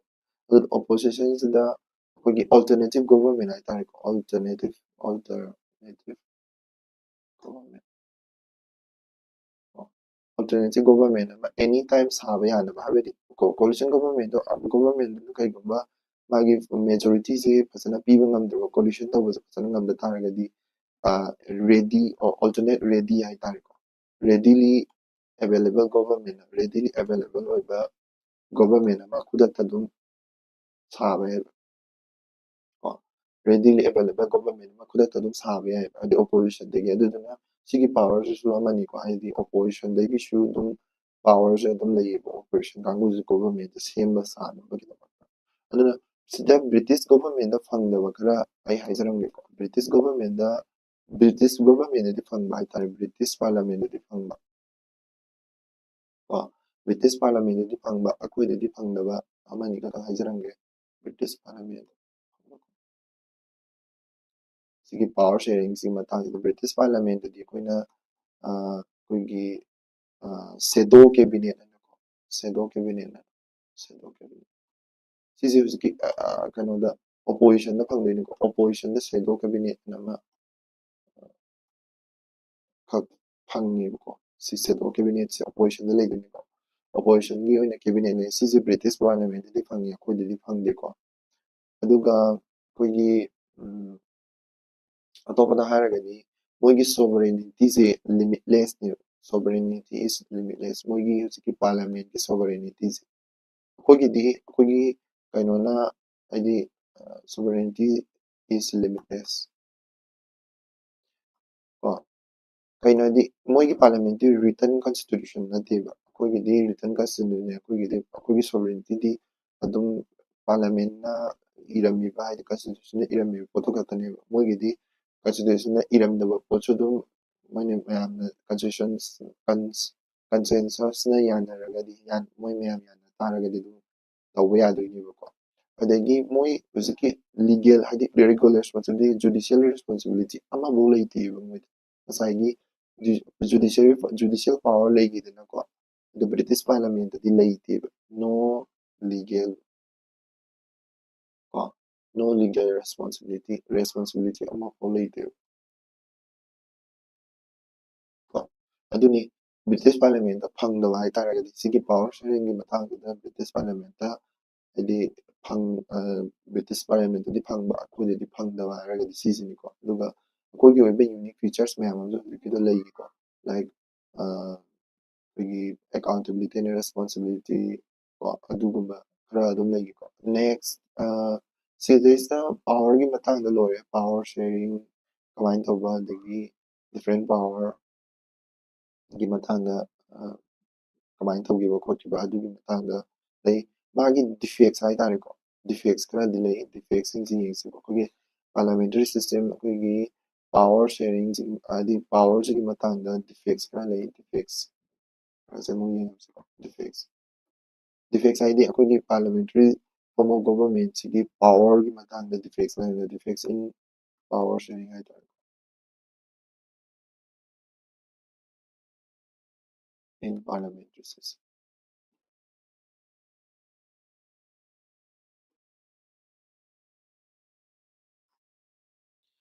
ꯑꯗꯣ ꯗꯤꯐꯦꯛꯁꯦ ꯌꯥꯝꯅ ꯍꯥꯏꯗꯤ ꯑꯩꯈꯣꯏꯒꯤꯗꯗꯤ ꯀꯩꯗꯧꯒꯦ ꯍꯥꯏꯔꯀꯥꯟꯗ ꯑꯦꯛꯁꯇꯔꯅꯦꯜ ꯑꯣꯏꯕ ꯍꯥꯏꯗꯤ ꯅꯣ ꯑꯦꯛꯁꯇꯔꯅꯦꯜ ꯇꯦꯂꯦꯟ ꯂꯩꯇꯦꯕ ꯍꯥꯏꯕꯗꯤ ꯑꯦꯛꯁꯇꯔꯅꯦल ꯇꯦꯂꯦꯟ ꯍꯥꯏꯕꯗꯤ ꯀꯩꯅꯣ ꯍꯥꯏꯔꯀꯥꯟꯗ ꯃꯄꯥꯟꯗꯒꯤ ꯂꯥꯏꯔꯤꯛ ꯍꯩꯕ ꯃꯤ ꯑꯃꯅ ꯍꯦꯛꯇ ꯄꯥꯔꯂꯤꯌꯥꯃꯦꯟꯠꯁꯦ ꯆꯪꯕ ꯌꯥꯗꯦ ꯃꯄꯥꯟꯗꯒꯤ ꯑꯩ ꯃꯦꯝꯕꯔ ꯑꯃ ꯑꯣꯏꯅꯤꯡꯉꯦ ꯍꯥꯏꯗꯅ ꯍꯦꯛꯇ ꯆꯪꯕ ꯌꯥꯗꯦ ꯆꯪ ꯇꯥꯔꯒꯁꯨ ꯑꯦꯛꯁꯦꯞꯁꯟ ꯈꯔꯕꯨꯗꯤ ꯂꯩꯀꯣ ꯑꯗꯨ ꯊꯥ 6ꯃꯨꯛ ꯈꯛꯇꯅꯦ ꯑꯌꯥꯝꯕꯗ ꯌꯥꯝꯃꯕꯗꯀꯣ ꯅꯣ ꯑꯦꯛꯁꯇꯔꯅꯦꯜ ꯇꯦꯂꯦꯟ ꯑꯃꯇ ꯆꯪꯕ ꯌꯥꯗꯦ ꯂꯥꯏꯛ ꯑꯩꯈꯣꯏꯒꯤ ꯀꯩꯅꯣ ꯁꯤꯒꯤ ꯀꯩꯅꯣꯒꯤ ꯄ꯭ꯔesiꯗꯦꯟꯁꯤꯌꯦꯜ ꯐꯣꯔꯝ ꯑꯣꯐ ꯒꯣꯚꯔꯟꯃꯦꯟꯇꯁꯨ ꯑꯩ ꯇꯝꯃꯛꯈꯤꯅꯤꯀꯣ ꯍꯥꯏꯔꯛꯈꯤꯅꯤꯀꯣ ꯍꯥꯏꯗꯤ ꯄ꯭ꯔesidencial ꯐꯣꯔꯝ ꯑꯣꯐ ꯒꯣꯚꯔꯟꯃꯦꯟꯇ ꯄ꯭ꯔesiꯗꯦꯟꯒꯤ ꯀꯤꯆꯟ ꯀꯦꯕꯤꯅꯦꯠ ꯑꯅ ꯑꯃ ꯂꯩ ꯑꯗꯨꯗꯗꯤ ꯃꯣꯏꯒꯤ ꯀꯩ ꯍꯥꯏꯅꯤ ꯃꯄꯥꯟꯗꯒꯤ ꯍꯥꯏꯗꯤ ꯂꯥꯏꯔꯤꯛ ꯂꯥꯏꯁꯨ ꯍꯩꯕ ꯄ꯭ꯔesiꯗꯦꯟꯅ ꯃꯥꯒꯤ ꯃꯈꯨꯠꯅ ꯈꯟꯕ ꯂꯥꯏꯔꯤꯛ ꯂꯥꯏꯁꯨ ꯍꯩꯕ ꯚꯣꯠ ꯇꯧꯔꯒ ꯀꯥꯔꯛꯄ ꯅꯠꯇꯕ ꯃꯤ ꯃꯌꯥꯝ ꯑꯃ ꯌꯥꯎꯋꯦꯕꯀꯣ ꯑꯗꯨꯒꯨꯝꯕ ꯀꯦꯕꯤꯅꯦꯠꯇꯨꯗ ꯍꯥꯏꯗꯤ ꯃꯥꯒꯤ ꯑꯦꯁꯤꯁꯇꯦꯟ ꯑꯣꯏꯅꯀꯣ ꯑꯗꯣ ꯑꯗꯨꯃꯥꯏꯅ ꯅꯣ ꯑꯦꯛꯁꯇꯔꯅꯦꯜ ꯍꯥꯏꯗꯤ ꯑꯩꯈꯣꯏꯒꯤ ꯏꯟꯗꯤꯌꯟ ꯍꯥꯏꯗꯤ ꯏꯟꯗꯤꯌꯥꯗ ꯆꯠꯅꯔꯤꯅꯤꯅ ꯄꯥꯔꯂꯤꯌꯥꯃꯦꯟꯇꯔꯤ ꯁꯤꯁꯇꯦꯝꯁꯦ ꯑꯗꯣ ꯏꯟꯗꯤꯌꯥꯒꯤ ꯑꯣꯏꯅ ꯄꯥꯔꯂꯤꯌꯥꯃꯦꯟꯇꯔꯤ ꯁꯤꯁꯇꯦꯝꯁꯤꯗꯗꯤ ꯑꯦꯛꯁꯇꯔꯅꯦꯜ ꯇꯦꯂꯦꯟꯁ ꯑꯃꯐꯥꯎ ꯌꯥꯎꯗꯦꯕ ꯑꯗꯨꯗꯨꯅ ꯑꯦꯛꯁꯇꯔꯅꯦꯜ ꯇꯦꯂꯦꯟꯁ ꯌꯥꯎꯗ꯭ꯔꯕꯅꯤꯅ ꯁꯣ ꯀꯩꯗꯧꯒꯦ ꯍꯥꯏꯔꯀꯥꯟꯗ ꯑꯩꯈꯣꯏꯗ ꯀꯩꯗꯧꯒꯦ ꯍꯥꯏꯔꯀꯥꯟꯗ ꯁꯤ ꯒꯣꯚꯔꯟꯃꯦꯟꯠꯁꯦ ꯀꯅꯥꯅ ꯑꯅꯝꯕ ꯆꯂꯥꯏꯔꯅꯤ ꯒꯣꯚꯔꯟꯃꯦꯟꯠ ꯕꯥꯏ ꯑꯦꯃꯦꯆꯔꯁ ꯍꯥꯏꯗꯤ ꯏꯅꯧ ꯅꯧꯔꯤꯕ ꯐ꯭ꯔꯤꯗꯝꯁꯤꯗ ꯈꯣꯡꯗꯥꯔꯛꯄ ꯅꯧꯔꯤꯕ ꯃꯤꯅ ꯑꯌꯥꯝꯕ ꯒꯣꯚꯔꯟꯃꯦꯟꯠꯁꯦ ꯆꯂꯥꯏꯕ ꯑꯣꯏꯗꯣꯏꯅꯦꯕ ꯑꯦꯟ ꯑꯩꯈꯣꯏꯒꯤ ꯅꯣ ꯗꯤꯁꯇꯤꯡ ꯁꯦꯄꯔꯦꯁꯟ ꯂꯩꯇꯦꯕ ꯍꯥꯏꯕꯗꯤ ꯉꯁꯥꯏꯒꯤ ꯂꯦꯖꯤꯁꯂꯦꯇꯤቭ ꯑꯦꯛꯖꯤꯀ꯭ꯌꯨꯇꯤꯚ ꯖꯨꯗꯤꯁꯔꯤ ꯂꯩꯔꯤꯕ ꯃꯌꯥꯝꯒꯤ ꯃꯔꯛꯇꯨꯗ ꯑꯗꯩ ꯌꯥꯝꯅ ꯗꯤꯁꯇꯤꯡ ꯑꯣꯏꯕ ꯄꯋꯥꯔ ꯁꯦꯌꯔꯤꯡ ꯄꯋꯥꯔ ꯁꯦꯄꯔꯦꯁꯟꯁꯦ ꯂꯩꯇꯦꯕ ꯑꯗꯨꯗꯨꯅ ꯃꯁꯤꯁꯤꯒꯤ ꯀꯥꯟꯅꯗꯕ ꯍꯥꯏꯔꯒꯗꯤ ꯅꯣ ꯗꯤꯁꯇꯤꯡ ꯄꯋꯥꯔ ꯁꯦꯄꯔꯦꯁꯟꯁꯤꯒꯤ ꯀꯥꯟꯅꯗꯕ ꯍꯥꯏꯇꯥꯔꯦ ꯄꯋꯥꯔꯁꯤꯅ ꯑꯃꯅ ꯍꯦꯜꯂꯒ ꯑꯃꯅ ꯋꯥꯠꯄꯒꯤ ꯐꯤꯕꯝ ꯑꯃ ꯂꯥꯛꯏꯗꯅꯀꯣ ꯍꯥꯏꯗꯤ ꯑꯦꯁꯤꯃꯦꯇ꯭ꯔꯤꯀꯦꯜ ꯑꯣꯏꯔꯦꯅꯀꯣ ꯑꯗꯨꯒ ꯍꯥꯏꯗꯤ ꯂꯦꯖꯤꯁꯂꯦꯇꯔ ꯄ꯭ꯔꯥꯏꯝ ꯃꯤꯅꯤꯁꯇꯔ ꯈꯨꯗꯝ ꯑꯣꯏꯅ ꯍꯥꯏꯔꯁꯨ ꯄ꯭ꯔꯥꯏꯝ ꯃꯤꯅꯤꯁꯇꯔꯁꯤꯒꯤ ꯃꯥꯒꯤ ꯄꯋꯥꯔꯁꯨ ꯑꯁꯨꯛꯀꯤ ꯃꯇꯤꯛ ꯌꯥꯝꯈ꯭ꯔꯦꯕ ꯍꯧꯖꯤꯛ ꯇꯝꯃꯛꯑꯅꯤꯀꯣ ꯃꯥꯒꯤ ꯔꯣꯜꯗ ꯄ꯭ꯔꯥꯏꯝ ꯃꯤꯅꯤꯁꯇꯔꯒ ꯃꯤꯅꯤꯁꯇꯔ ꯑꯃꯒ ꯀꯦꯕꯤꯅꯦꯠ ꯃꯤꯅꯤꯁꯇꯔ ꯑꯃꯒ ꯌꯥꯝ ꯊꯤꯅ ꯈꯦꯠꯅꯩꯌꯦꯕ ꯑꯗꯒꯤ ꯆꯨꯝꯅꯒꯤ ꯀꯩꯅꯣꯒꯤ ꯍꯥꯏꯗꯤ ꯁ꯭ꯇꯦꯠ ꯂꯦꯖꯤꯁꯂꯦꯇꯤꯚ ꯑꯦꯁꯦꯝꯕ꯭ꯂꯤꯁꯨ ꯑꯦꯝ ꯑꯦꯜ ꯑꯦꯒ ꯌꯥꯝ ꯊꯤꯅ ꯈꯦꯠꯅꯩꯌꯦꯕ ꯃꯣꯏꯁꯦ ꯆꯞ ꯃꯥꯟꯅꯅ ꯄꯥꯔꯂꯤꯌꯥꯃꯦꯟꯇꯔꯤ ꯁꯤꯁꯇꯦꯝꯗ ꯌꯥꯎꯔꯤꯅꯦꯕ ꯌꯥꯎꯕꯕꯨꯗꯤ ꯑꯗꯣ ꯍꯥꯏꯗꯤ ꯗꯤꯐ꯭ꯔꯦꯟ ꯑꯦꯄ꯭ꯔꯣꯆ ꯃꯌꯥꯝ ꯑꯃ ꯍꯥꯏꯗꯤ ꯃꯥꯒꯤ ꯄꯋꯥꯔ ꯁꯦꯄꯔꯦꯁꯟꯁꯦ ꯌꯥꯝ ꯊꯤꯅ ꯗꯤꯐ꯭ꯔꯦꯟ ꯑꯣꯏꯅꯩꯗꯅ ꯔꯣꯜꯗ ꯑꯃꯨꯛ ꯂꯥꯛꯁꯤ role of parliamentary systems role ꯍꯥꯏꯇꯥꯔꯒꯗꯤ ꯃꯥꯒꯤ ꯄꯥꯔꯂꯤꯌꯥꯃꯦꯟꯇꯔꯤ ꯁꯤꯁꯇꯦꯝꯗ ꯀꯅꯥꯅ ꯀꯔꯤ ꯇꯧꯈꯤ ꯈꯣꯠꯂꯤ ꯑꯗꯨꯒꯤ ꯃꯇꯥꯡꯅꯤꯀꯣ ꯔꯣꯜꯁꯦ ꯑꯗꯣ ꯄ꯭ꯔꯥꯏꯝ ꯃꯤꯅꯤꯁꯇꯔꯁꯤꯅ ꯍꯥꯏꯗꯤ ꯔꯣꯜꯁꯤꯗ ꯑꯩꯈꯣꯏꯒꯤ ꯄ꯭ꯔꯥꯏꯝ ꯃꯤꯅꯤꯁꯇꯔꯒꯤ ꯔꯣꯜ ꯃꯌꯥꯝ ꯑꯃ ꯂꯩ ꯑꯗꯒꯤ ꯃꯤꯅꯤꯁꯇꯔꯒꯤ ꯔꯣꯜ ꯃꯌꯥꯝ ꯑꯃ ꯂꯩ ꯑꯗꯒꯤ ꯑꯦꯝ ꯄꯤꯁ ꯍꯥꯏꯗꯤ ꯃꯦꯝꯕꯔꯁ ꯑꯣꯐ ꯄꯥꯔꯂꯤꯌꯥꯃꯦꯟꯠꯁ ꯃꯌꯥꯝ ꯑꯃꯁꯨ ꯂꯩꯔꯤꯅꯀꯣ ꯄ꯭ꯔꯥꯏꯝ ꯃꯤꯅꯤꯁꯇꯔ ꯀꯣ ꯄ꯭ꯔꯥꯏꯝ ꯃꯤꯅꯤꯁꯇꯔꯒꯤ ꯔꯣꯜꯁꯦ ꯌꯥꯝꯃꯤ ꯃꯥꯁꯦꯀꯣ ꯃꯥꯁꯦ ꯂꯤꯗꯔꯅꯤ ꯃꯥꯁꯦ ꯂꯤꯗꯔ ꯀꯅꯥꯒꯤ ꯂꯤꯗꯔ ꯑꯣꯏꯗꯣꯏꯅꯣ ꯍꯥꯏꯔꯒꯗꯤ ꯂꯤꯗꯔꯁꯦ ꯀꯥꯎꯟꯁꯤꯜ ꯑꯣꯐ ꯃꯤꯅꯤꯁꯇꯔꯒꯤ ꯂꯤꯗꯔꯁꯨ ꯑꯣꯏꯔꯅꯤ ꯀꯥꯎꯟꯁꯤꯜ ꯑꯣꯐ ꯃꯤꯅꯤꯁꯇꯔꯁ ꯑꯗꯒꯤ ꯁꯤꯒꯤ ꯃꯦꯖꯣꯔꯤꯇꯤ ꯄꯥꯔꯇꯤꯒꯤꯁꯨ ꯂꯤꯗꯔ ꯑꯃꯁꯨ ꯑꯣꯏꯔꯅꯤ ꯃꯥꯁꯦ ꯑꯗꯒꯤ ꯑꯃꯨꯛꯁꯨ ꯄꯥꯔꯂꯤꯌꯥꯃꯦꯟꯠꯀꯤꯁꯨ ꯂꯤꯗꯔ ꯑꯃꯁꯨ ꯑꯣꯏꯔꯅꯤ ꯃꯥꯁꯦ ꯀꯣ ꯄꯥꯔꯂꯤꯌꯥꯃꯦꯟꯠꯀꯤꯁꯨ ꯑꯗꯒꯤ ꯃꯤꯅꯤꯁꯇꯔꯁꯤꯡꯁꯤꯁꯨ ꯍꯥꯏꯗꯤ ꯍꯥꯏꯗꯤ ꯕꯣꯠ ꯁꯤꯒꯤ ꯄ꯭ꯔꯥꯏꯝ ꯃꯤꯅꯤꯁꯇꯔ ꯑꯃꯁꯨꯡ ꯃꯤꯅꯤꯁꯇꯔꯁꯦ ꯍꯥꯏꯗꯤ ꯁꯤ ꯕꯣꯠ ꯄ꯭ꯔꯥꯏꯝ ꯃꯤꯅꯤꯁꯇꯔ ꯑꯃꯁꯨꯡ ꯃꯤꯅꯤꯁꯇꯔꯁꯤꯡꯁꯦ ꯍꯥꯏꯗꯤ ꯃꯕꯥꯅꯤꯁꯤ ꯔꯣꯜ ꯑꯅꯤ ꯂꯩ ꯗꯨꯋꯦꯜ ꯔꯣꯜ ꯂꯩ ꯗꯨꯋꯦꯜ ꯔꯣꯜ ꯍꯥꯏꯕꯗꯤ ꯀꯩꯅꯣ ꯑꯦꯛꯖꯤꯀ꯭ꯌꯨꯇꯤꯚꯁꯨ ꯑꯣꯏꯅꯤ ꯀꯣ ꯑꯦꯛꯖꯤꯀ꯭ꯌꯨꯇꯤꯚꯁꯨ ꯑꯣꯏꯅꯤ ꯂꯦꯖꯤꯁꯂꯦꯆꯔꯁꯨ ꯑꯣꯏꯅꯤ ꯗꯨꯋꯦꯜ ꯔꯣꯜ ꯂꯩꯀꯣ ꯍꯥꯏꯗꯤ ꯂꯣꯁꯨ ꯃꯦꯛ ꯇꯧꯒꯅꯤ ꯄꯣꯂꯤꯁꯤ ꯄ꯭ꯔꯣꯒ꯭ꯔꯥꯝꯁꯨ ꯃꯣꯏꯅ ꯁꯦꯝꯒꯅꯤ ꯀꯣ ꯑꯗꯨꯒ ꯃꯦꯝꯕꯔꯁꯤꯞꯀꯤ ꯃꯇꯥꯡꯗ ꯍꯥꯏꯐꯦꯠ ꯍꯥꯏꯖꯔꯝꯃꯦꯀꯣ ꯃꯦꯝꯕꯔꯁꯤꯞ ꯄ꯭ꯔꯥꯏꯝ ꯃꯤꯅꯤꯁꯇꯔꯁꯤꯗꯤ ꯀꯣ ꯃꯦꯝꯕꯔ ꯑꯅꯤꯃꯛꯇ ꯑꯣꯏꯌꯦꯕ member in both Lok Sabha and Rajya ꯁꯚꯥꯗꯁꯨ ꯀꯣ ꯑꯗꯨꯒ ꯃꯥꯗꯤ ꯚꯣꯠ ꯄꯤꯕꯁꯨ ꯌꯥꯏꯑꯕꯀꯣ vote can can vote in both house ꯀꯣ ꯑꯗꯨꯒ ꯃꯤꯅꯤꯁꯇꯔꯁꯤꯁꯨ ꯃꯥꯁꯨ member in boat house ꯑꯣꯏꯗꯣꯏꯅꯤꯀꯣ member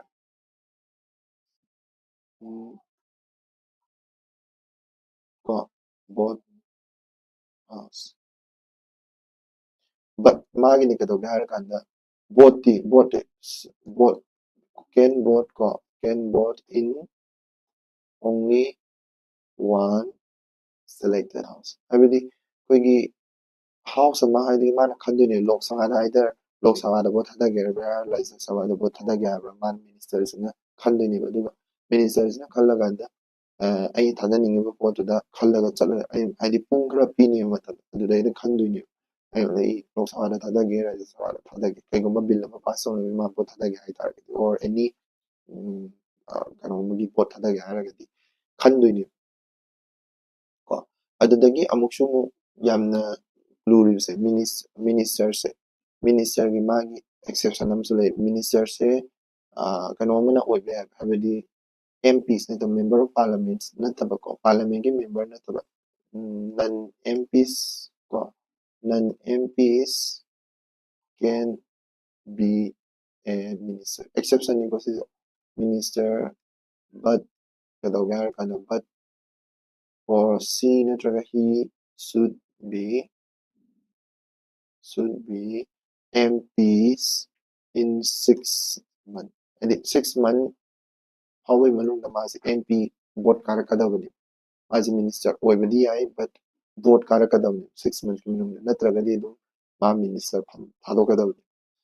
non M piece ꯑꯃꯅ ꯃꯤꯅꯤꯁꯇꯔ ꯑꯣꯏꯕ ꯌꯥꯏ ꯊꯥ 3 ꯈꯛꯇ ꯀꯣ ꯑꯦꯛꯁꯦꯞꯁꯟꯅꯤꯀꯣ ꯁꯤꯁꯤꯗꯤ ꯀꯣ ꯑꯗꯨꯗꯨꯅ ꯍꯥꯏꯗꯤ ꯑꯗꯒꯤ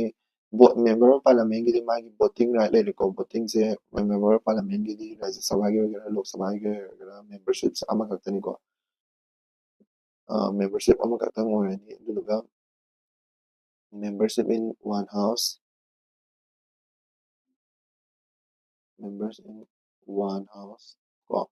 ꯑꯗꯨꯒ votingꯁꯨ one house ꯑꯣꯏꯔꯅꯤꯀꯣ voteꯁꯨ ꯃꯥꯗꯤ ꯍꯥꯎꯁ ꯑꯃꯗ ꯈꯛꯇꯪ ꯊꯥꯗꯕ ꯌꯥꯔꯅꯤꯀꯣ ꯑꯗꯨꯗꯨꯅꯤ ꯃꯥꯅ ꯍꯥꯏꯅꯤꯡꯉꯤꯁꯤꯀꯣ ꯑꯗꯨꯗꯩꯗ ꯁꯤꯗꯁꯨ ꯑꯩꯈꯣꯏꯒꯤ ꯄ꯭ꯔꯥꯏꯝ ꯃꯤꯅꯤꯁꯇꯔꯁꯦ ꯇꯁꯦꯡꯕꯒꯤꯗꯤ ꯑꯦꯛꯖꯤꯀ꯭ꯌꯨꯇꯤꯚ ꯂꯦꯖꯤꯁꯂꯦꯆꯔ ꯑꯅꯤꯃꯛꯇ ꯍꯧꯖꯤꯛ ꯑꯣꯏꯕꯁꯦ ꯁꯤꯒꯤ ꯑꯣꯏꯔꯤꯁꯦ ꯀꯩꯗꯧꯒꯦ ꯍꯥꯏꯔꯀꯥꯟꯗ ꯑꯩꯈꯣꯏꯒꯤ ꯌꯨꯅꯤꯛ ꯐꯤꯆꯔꯁꯅꯦꯕ ꯁꯤꯁꯦ ꯗꯨꯋꯦꯜ ꯔꯣꯜ ꯂꯩꯔꯤꯁꯦ ꯄ꯭ꯔꯥꯏꯝ ꯃꯤꯅꯤꯁꯇꯔꯁꯨ ꯀꯩꯅꯣꯗ ꯀꯩꯅꯣ ꯃꯦꯝꯕꯔ ꯀꯩꯅꯣꯒꯤ ꯁꯤꯁꯦ ꯌꯨꯅꯤꯛ ꯐꯤꯆꯔꯁ ꯑꯣꯏꯗꯣꯏꯅꯦꯕ ꯑꯩꯈꯣꯏ ꯄꯥꯔꯂꯤꯌꯥꯃꯦꯟꯇꯔꯤ ꯁꯤꯁꯇꯦꯝꯒꯤꯀꯣ ꯌꯨꯅꯤꯛ ꯑꯣꯏꯕ ꯐꯤꯆꯔꯁ ꯑꯣꯏꯗꯣꯏꯅꯤ ꯑꯦꯟ ꯑꯩꯈꯣꯏꯒꯤ ꯔꯣꯜ ꯑꯦꯛꯖꯤꯀ꯭ꯌꯨꯇꯤꯚ ꯂꯦꯖꯤꯁꯂꯦꯆꯔ ꯂꯣꯏꯔꯦ ꯌꯦꯁ ꯔꯣꯜꯗꯗꯤ ꯁꯤꯗꯩꯁꯤꯗ ꯂꯣꯏꯔꯦ ꯑꯌꯥꯝꯕ ꯑꯗꯨꯒ ꯑꯩꯈꯣꯏꯒꯤ ꯕ꯭ꯔꯤꯇꯤꯁ ꯄꯥꯔꯂꯤꯌꯥꯃꯦꯟꯠꯇꯀꯣ ꯕ꯭ꯔꯤꯇꯤꯁ ꯄꯥꯔꯂꯤꯌꯥꯃꯦꯟꯠꯇꯗꯤ ꯉꯁꯥꯏꯒꯤꯁꯦ ꯁꯣꯔꯤ ꯑꯃ ꯋꯥꯠꯍꯧꯔꯦ ꯁꯤꯒꯤ ꯅꯣꯃꯤꯅꯦꯜ ꯍꯦꯗꯁꯦ ꯕ꯭ꯔꯤꯇꯤꯁ ꯄꯥꯔꯂꯤꯌꯥꯃꯦꯟꯠꯇꯗꯤ ꯅꯣꯃꯤꯅꯦꯜꯁꯦ ꯄ꯭ꯔꯁꯤꯗꯦꯟꯒꯤ ꯃꯍꯨꯠꯇ ꯀꯤꯡꯅ ꯑꯣꯏꯀꯣ ꯁꯤ ꯕ꯭ꯔꯤꯇꯤꯁ ꯄꯥꯔꯂꯤꯌꯥꯃꯦꯟꯠꯇ ꯑꯣꯏꯗꯣꯏꯅꯤ ꯕ꯭ꯔꯤꯇꯤꯁ ꯄꯥꯔꯂꯤꯌꯥꯃꯦꯟꯠꯇ ꯅꯣꯃꯤꯅꯦꯜ ꯍꯦꯗꯁꯦ ꯀꯤꯡꯅ ꯑꯣꯏꯀꯣ ꯑꯗꯨꯗꯨꯃꯁꯨ ꯍꯥꯏꯗꯤ unique kano the British Parliament ki oidoni. Next kano mula si next koigi kano gi election ni matanga laki ko election ni matanga election in the parliamentary system haitare. Election se koi myam ama tawe kana maina koigi ahamada tawise prime minister gi election tawi prime minister se for 10 years se my election in 10 years for 10 years 10 years magi chahi the prime minister se 5 years ke oideni ko prime minister 5 years ke oideni my election se kanana tawge har kanta koigi president tawni mas by elected by president krai de tawdeba koigi president ko kanana adi president elect tawdise kano majority member oibedo dai tawrapteni ko majority member adi majority party dudagi mana elect tawdeni president ko aduga ministers ko ministers di masu president tawdeni ko by president on the advice of prime minister again advice tawdeni CC smaina kano tawnabase mase article number 74 oiko article number 74 da sigi power adi sigi power se prime minister or president prime minister khanba ko sigi power sing se article number 74 da fasana mention tawramiko adagi sigi amaga mulake masaigi president prime minister sigi prime minister ne minister ne ani makse elect tawbase both elect tawba mabani makse elect tawnabase both are elected ko abedi election elected tawbase koigi both hadanaraga tawidana like koigi prime minister su adi president ama elect tawdoni dana after lok sabha election ni matungda so both are elected to mabani elected buse basi British Parliament da phangdi koini European unique features with the British Parliament da phangda and also prime minister president wala si president ko president di kana na elect tawga kana members of Lok Sabha adagi Rajya Sabha and state legislative assembly gi members ma'am moi ma'am Rajya Sabha gi su Lok Sabha state legislative assembly gi su ada proportional oideni ko mai gi population digi matungina proportionally representation da holaga vote thadaduni ko amata wata bida vote lakduni aduga single ballot thadaduni single transferable ballot ko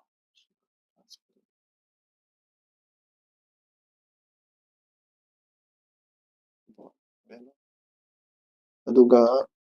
samane kano da su de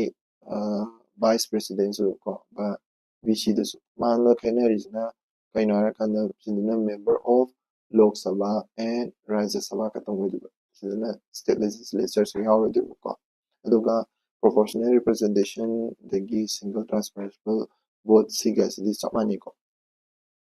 elections aduga sise hariba sigi pullap se kanada tawduni elections kanano di kanano Lok Sabha da tawbagi election ni ko aduga Rajya Sabha gi ni magi tenure se kendorna kana Rajya Sabha gi tenure di 1/3 of the members say every 6 years kuding khalleba 1/3 member got elected got 6 years kuding every 6 year kuding 1/3 member elected to Rajya Sabha dati aduga magi tenure ju laite ko si prime minister adagi minister sing si mai tenure laite president ni 5 years laiduni ko magi su ko president USA gi di 4 years oibani ko adagi BC gi su mai tenure se ꯀꯩꯅꯣ ꯂꯩꯇꯦ ꯍꯥꯏꯗꯤ BCꯒꯤꯁꯨ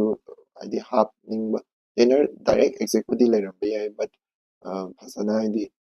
ꯑꯗꯨꯒꯤ ꯑꯩ ꯏꯟꯐꯣꯔꯃꯦꯁꯟꯁꯦ ꯈꯪꯖꯗ꯭ꯔꯦꯀꯣ ꯑꯗꯨꯒ ꯃꯥꯁꯨ 5 yearsꯇꯤ ꯑꯣꯏꯗꯣꯏꯕ ꯃꯥꯜꯂꯦ 5 years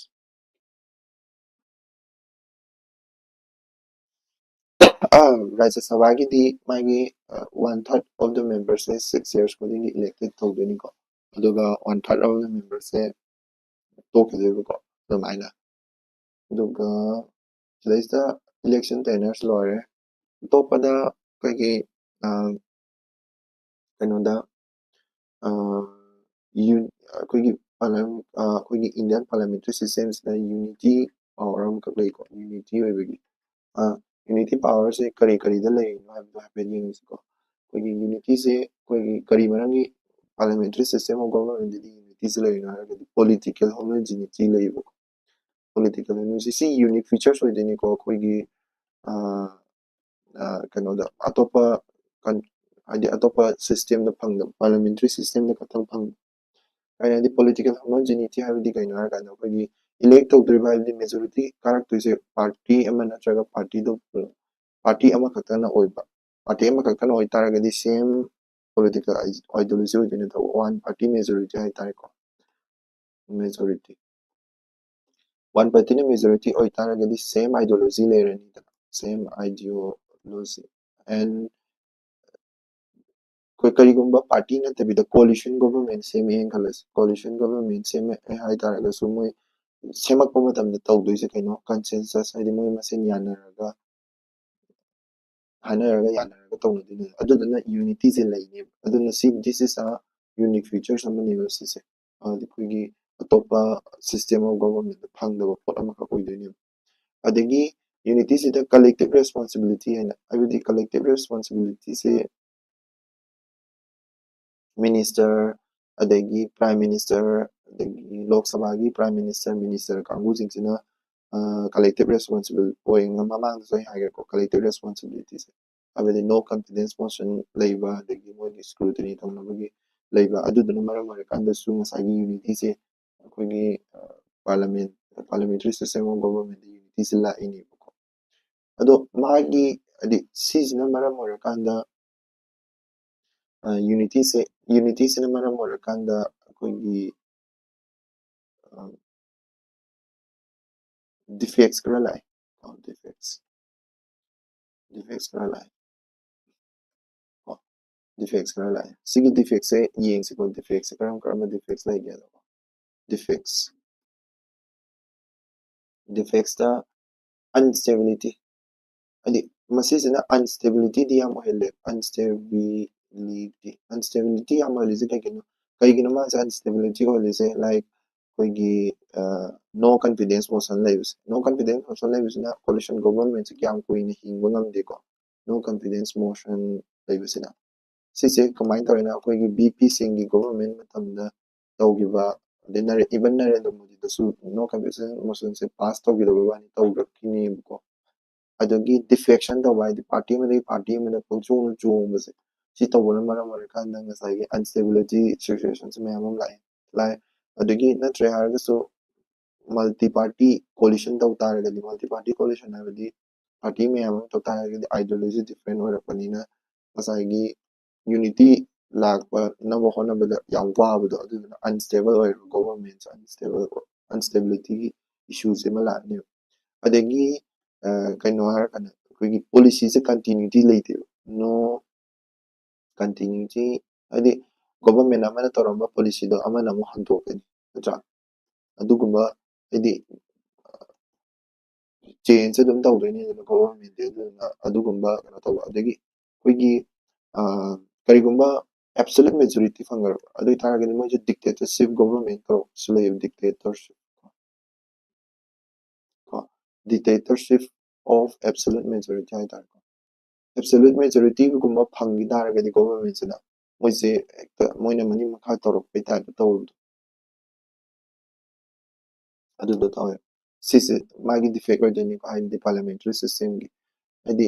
Indira Gandhi matamda su tawidana ko emergency ga thamdana ko tana tawibdo adu do Sige ꯍꯥꯏꯗꯤ absolute majority ꯃꯥꯅ ꯐꯪꯈꯤꯕꯒꯤꯅꯤꯀꯣ ꯑꯗꯨꯗꯨꯅꯤ ꯃꯥ ꯍꯥꯏꯅꯤꯡꯉꯤꯁꯦ ꯑꯗꯨꯅ defects ꯃꯌꯥꯝꯁꯤꯁꯨ ꯑꯗꯨꯝ ꯅꯤꯡꯁꯤꯡꯕꯗ ꯍꯥꯏꯗꯤ ꯀꯩꯅꯣꯗ ꯅꯤꯡꯁꯤꯡꯕꯗ ꯀꯥꯟꯅꯅꯤꯀꯣ ꯑꯗꯨꯅ ꯑꯩꯈꯣꯏꯒꯤ ꯏꯟꯗꯤꯌꯟ ꯀꯟꯇꯦꯛꯁꯇ ꯑꯩꯈꯣꯏꯒꯤ ꯄꯥꯔꯂꯤꯌꯥꯃꯦꯟ ꯑꯩꯈꯣꯏꯒꯤ ꯀꯩꯅꯣꯁꯦ ꯀꯃꯥꯏꯅ ꯂꯥꯛꯈꯤꯕꯅꯣ ꯍꯥꯏꯕꯗꯨ ꯌꯦꯡꯁꯤꯀꯣ ꯏꯟꯗꯤꯌꯟ ꯀꯟꯇꯦꯛꯁꯇ ꯑꯩꯈꯣꯏꯒꯤ parliamentary system of government ꯀꯃꯥꯏꯅ ꯀꯝꯗꯧꯅ ꯂꯥꯛꯈꯤꯕꯅꯣ ꯍꯥꯏꯕꯗꯨ ꯌꯦꯡꯁꯤꯀꯣ ꯏꯟꯗꯤꯌꯟ ꯀꯟꯇꯦꯛꯁꯇꯗꯤ ꯑꯩꯈꯣꯏꯒꯤ Government of India Act 1919 lay and Government of India Act 1935 lay ko 1919 dadi ko kangamani Montagu claims uh, Government of India Act dadi ko Montagu claims for Act reforms guys hainabani ko sida diarchy hꯧꯗꯣꯛꯈꯤꯗꯅ ꯑꯗꯨꯗꯒꯤ ꯑꯃꯨꯛ ꯁꯤꯒꯤ Government of India Actꯗꯤ ꯑꯩꯈꯣꯏꯒꯤ federal ꯁꯤꯁꯇꯦꯝꯁꯦ ꯌꯥꯝ ꯍꯧꯗꯣꯛꯈꯤꯗꯅ federal system like provincial autonomy ꯁꯤꯗꯩꯁꯤꯗ ꯄꯤꯈꯤꯅꯤꯀꯣ ꯑꯗꯒꯤ bicameral ꯁꯤꯗꯩꯁꯤꯗ ꯍꯧꯗꯣꯛꯈꯤꯕꯅꯤꯀꯣ ꯑꯗꯒꯤ ꯑꯁꯨꯃꯥꯏꯅ ꯍꯥꯏꯗꯤ ꯍꯧꯗꯣꯛꯈꯤꯕꯅꯤꯅ ꯁꯤꯗꯒꯤ ꯐꯦꯗꯔꯦꯜ ꯁꯤꯁꯇꯦꯝ ꯀꯣ ꯐꯦꯗꯔꯦꯜ ꯁꯤꯁꯇꯦꯝ ꯑꯗꯒꯤ legislative ꯍꯥꯏꯗꯤ state legislative assembly ꯊꯣꯛꯂꯛꯄ ꯈꯣꯠꯂꯛꯄ provincial autonomy ꯀꯔꯤ ꯀꯔꯥ ꯃꯌꯥꯝ ꯁꯤꯗꯒꯤ ꯍꯧꯔꯛꯈꯤꯕꯅꯦꯕꯀꯣ ꯏꯟꯗꯤꯌꯟ ꯀꯟꯇꯦꯛꯁꯇ ꯌꯦꯡꯉꯒꯗꯤ ꯑꯦꯟ ꯑꯩꯈꯣꯏꯒꯤ ꯁꯨꯃꯥꯏꯅ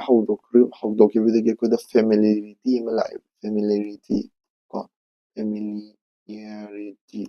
ꯀꯣ ꯍꯥꯏꯗꯤ ꯍꯩꯅꯕ ꯑꯃ ꯂꯥꯛꯑꯦ ꯐꯦꯃꯤꯂꯤꯌꯔꯤꯇꯤꯁꯤ ꯀꯅꯥꯅ ꯍꯥꯏꯔꯝꯒꯦ ꯍꯥꯏꯔ ꯀꯥꯟꯗ KM ꯃꯨꯟꯁꯤꯅ ꯍꯥꯏꯔꯝꯕꯅꯤ KM ꯃꯨꯟꯁꯤꯅ ꯐꯦꯃꯤꯂꯤꯌꯔꯤꯇꯤ ꯑꯃ ꯂꯥꯛꯄꯗꯒꯤ ꯑꯩꯈꯣꯏꯒꯤ ꯏꯟꯗꯤꯌꯥꯗ ꯄꯥꯔꯂꯤꯌꯥꯃꯦꯟꯇꯔꯤ ꯁꯤꯁꯇꯦꯝꯁꯦ ꯆꯠꯅꯕ ꯑꯣꯏꯗꯣꯏꯅꯤ ꯍꯥꯏꯗꯣꯏꯅꯤ ꯑꯗꯒꯤ ꯑꯃꯨꯛ ꯄꯥꯔꯂꯤꯌꯥꯃꯦꯟꯇꯔꯤ ꯁꯤꯁꯇꯦꯝꯁꯦ ꯑꯩꯈꯣꯏꯒꯤꯗꯤ ꯄ꯭ꯔesidensial ꯁꯤꯁꯇꯦꯝ ꯆꯠꯅꯗ꯭ꯔꯤꯁꯦ ꯀꯔꯤꯒꯤꯅꯣꯅ ꯍꯪꯕ ꯃꯇꯝꯗꯅ ꯑꯩꯈꯣꯏꯒꯤ responsibility ꯑꯗꯒꯤ ꯉꯁꯥꯏ ꯑꯩꯈꯣꯏꯅ ꯄꯥꯋꯔ ꯅꯩꯅꯕꯗ accountability responsibility ꯂꯩꯈꯤꯗꯅ ꯑꯗꯨ responsibilityꯁꯤꯅ ꯍꯦꯟꯅ ꯄꯥꯝꯃꯦ stabilityꯗꯒꯤ ꯑꯩꯈꯣꯏꯒꯤ USAꯒꯤ presidential form of governmentꯗꯗꯤ stability ꯌꯥꯝ ꯂꯩ but responsibility or accountability ꯌꯥꯝ ꯂꯩꯇꯦ but parliamentary systemꯗꯗꯤ responsibilityꯁꯤꯅ stabilityꯗꯒꯤ ꯍꯦꯜꯂꯦꯕ ꯑꯗꯨꯗꯨꯅ ꯃꯔꯝ ꯑꯣꯏꯔꯀꯥꯟꯗ BR ꯑꯝꯕꯦꯗꯀꯔꯅ ꯁꯤ parliamentary systems ꯑꯣꯏꯅ ꯆꯠꯅꯅꯕ ꯍꯥꯏꯅ ꯈꯟꯈꯤꯕꯅꯦ or more precisely like ꯑꯩꯈꯣꯏꯒꯤ constitution ꯁꯦꯝꯅꯕꯒꯤ ꯃꯣꯏꯒꯤ assemblyꯗꯨꯅ parliamentary system ꯈꯟꯈ꯭ꯔꯤꯁꯦ ꯀꯩꯒꯤꯅꯣ ꯍꯥꯏꯔꯒꯗꯤ responsibilityꯁꯤꯅ ꯍꯦꯟꯅ ꯃꯔꯨ ꯑꯣꯏ stabilityꯗꯒꯤꯗꯤ ꯍꯦꯟꯅ ꯈꯟꯕꯩꯅꯦꯕꯀꯣ ꯑꯗꯒꯤ representation ꯇꯧꯔꯛꯄ ꯃꯇꯝꯗꯁꯨ state wise or countryꯒꯤ population any corner ꯈꯨꯗꯤꯡꯃꯛꯇꯒꯤ representation ꯇꯧꯔꯛꯄꯗꯁꯨ ꯁꯤꯁꯤꯅ ꯍꯥꯏꯗꯤ parliamentary systemꯁꯤꯅ representationꯁꯦ ꯈꯔ ꯐꯖꯩꯌꯦꯕꯀꯣ better representation ꯀꯩꯒꯤꯅꯣ ꯍꯥꯏꯗꯤ ꯏꯟꯗꯤꯌꯥꯗꯤ ꯌꯥꯝ ꯗꯥꯏꯚꯔꯁ ꯑꯣꯏꯕ ꯏꯟꯗꯤꯌꯥꯒꯤ ꯗꯥꯏꯚꯔꯁꯤꯇꯤꯁꯤꯒꯤ ꯌꯦꯡꯉꯨꯔꯒꯗꯤ ꯏꯟꯗꯤꯌꯥꯁꯦ ꯌꯥꯝ ꯗꯥꯏꯚꯔꯁꯤꯇꯤ ꯌꯥꯝ ꯂꯩꯕ ꯃꯐꯝꯅꯤꯗꯅꯀꯣ ꯑꯗꯨꯗꯨꯅ better representationꯁꯤ ꯌꯥꯝ ꯄꯥꯝꯖꯕꯒꯤ parliamentary systemꯁꯦ ꯈꯟꯈꯤꯕ ꯑꯣꯏꯗꯣꯏꯅꯤꯀꯣ ꯑꯗꯒꯤ ꯉꯁꯥꯏꯒꯤ legislatureꯒ executiveꯒ ꯈꯟꯅꯩꯗꯅꯀꯣ ꯑꯗꯨꯗꯨꯒꯤ ꯈꯟꯅꯕꯗꯨꯁꯨ reduce ꯇꯧꯅꯕꯅꯤꯀꯣ reduce conflict between legislature and executive legislatureꯒ ꯑꯅꯤꯁꯦ ꯈꯟꯅꯔꯒ ꯂꯩꯕꯗꯣ ꯑꯗꯨꯁꯨ ꯍꯟꯊꯅꯕꯒꯤꯗꯃꯛꯇꯅꯤ ꯌꯥꯝ ꯁꯤꯁꯦ presidential form of governmentꯗꯗꯤ ꯑꯩ ꯉꯁꯥꯏ ꯍꯥꯏꯕꯗꯣ presidentꯒ ꯃꯣꯏ ꯀꯪꯒ꯭ꯔꯦꯁꯒ ꯑꯗꯨꯝ ꯈꯟꯅꯔ ꯂꯩ ꯍꯥꯏꯕꯗꯣ ꯑꯗꯨꯗꯨꯅ ꯍꯥꯏꯗꯤ ꯑꯩꯈꯣꯏꯒꯤ ꯄꯥꯔꯂꯤꯌꯥꯃꯦꯟꯇꯗꯤ ꯑꯗꯨꯃꯥꯏꯅ ꯈꯟꯅꯕꯁꯦ ꯄꯥꯛ ꯊꯣꯛꯇꯦꯕ ꯑꯦꯛꯖꯤꯀ꯭ꯌꯨꯇꯤꯚ legislatureꯒꯁꯦ ꯑꯗꯨ ꯈꯟꯅꯕꯗꯣ ꯍꯟꯊꯅꯕꯒꯤꯗꯃꯛꯇ ꯑꯩꯈꯣꯏ ꯄꯥꯔꯂꯤꯌꯥꯃꯦꯟꯇꯔꯤ ꯁꯤꯁꯇꯦꯝꯁꯦ ꯆꯠꯅꯈꯤꯕꯅꯤ ꯍꯥꯏꯔꯤꯅꯦꯕꯀꯣ ꯍꯥꯏꯗꯤ ꯏꯟꯗꯤꯌꯟ ꯀꯟꯇꯦꯛꯁꯁꯦ ꯌꯦꯡ ꯇꯥꯔꯒꯗꯤ ꯑꯇꯣꯞꯄ ꯈꯤꯇꯪ ꯀꯣꯚꯔ ꯇꯧꯍꯧꯗꯕ ꯀꯔꯤ ꯀꯔꯤ ꯂꯩꯔꯤ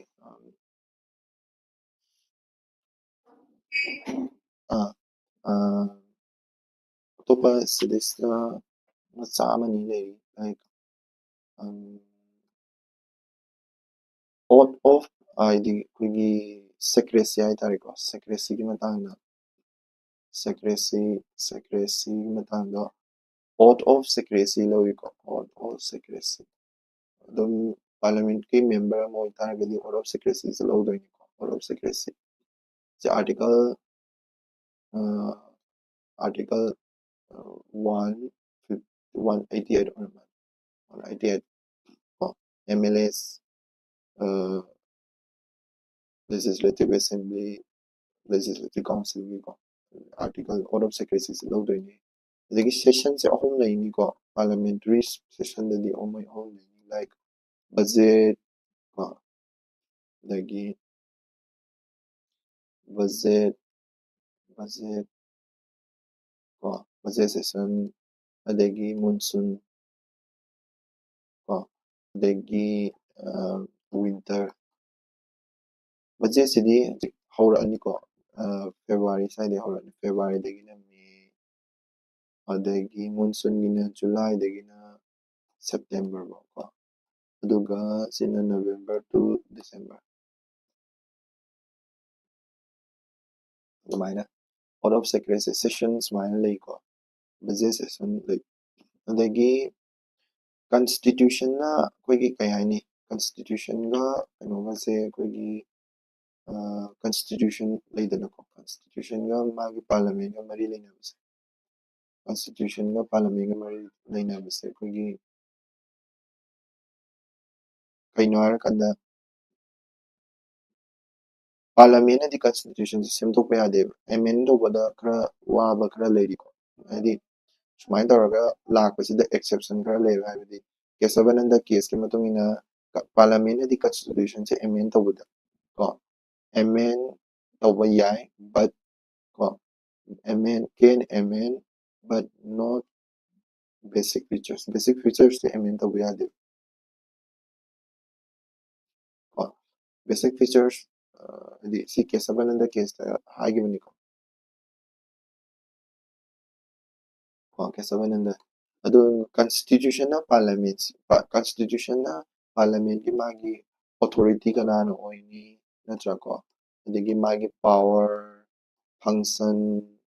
adagi even loinamak adi constitutional loinamak mana manage to it or mana loi hiram constitution mention loi toram aduga parliament di not the other way around constitution can man the id constitution guide the parliament guide to it but parliament di constitution guide to yade loinamak yade ko khara di ai but loinamak yade magi basic features di yade ko aduni afet khangbada kanarisi ko magi power tenure kari kara si constitutional loi hiram dini adu parliament am semtokning ne amend tawning ne hekta pangtong tawbasu yade ko like amend tawge harasu special majority changduni natra aduni amend tawbasu yam waba problems oiba aduni sidesida loire parliamentary system se abet ado amaga hapsalange presidential form of government presidential form of government hapsalange presidential form of government presidential form of government ko magi su powers lay power separation ay tar ko magi power separation sa kamay to gar kanda magi power separation sa kamay to gar kanda mo gi president se ko masiga congress ay nga sa ay ko congress so congress ay sa mo minister memang lay do ko gi minister o ito ni si congress na do si not accountable up to oina di mabani mo si not accountable ko not accountable am to oina di aduga kaidoga harakanda presidency di koina maze head ko head of the state ko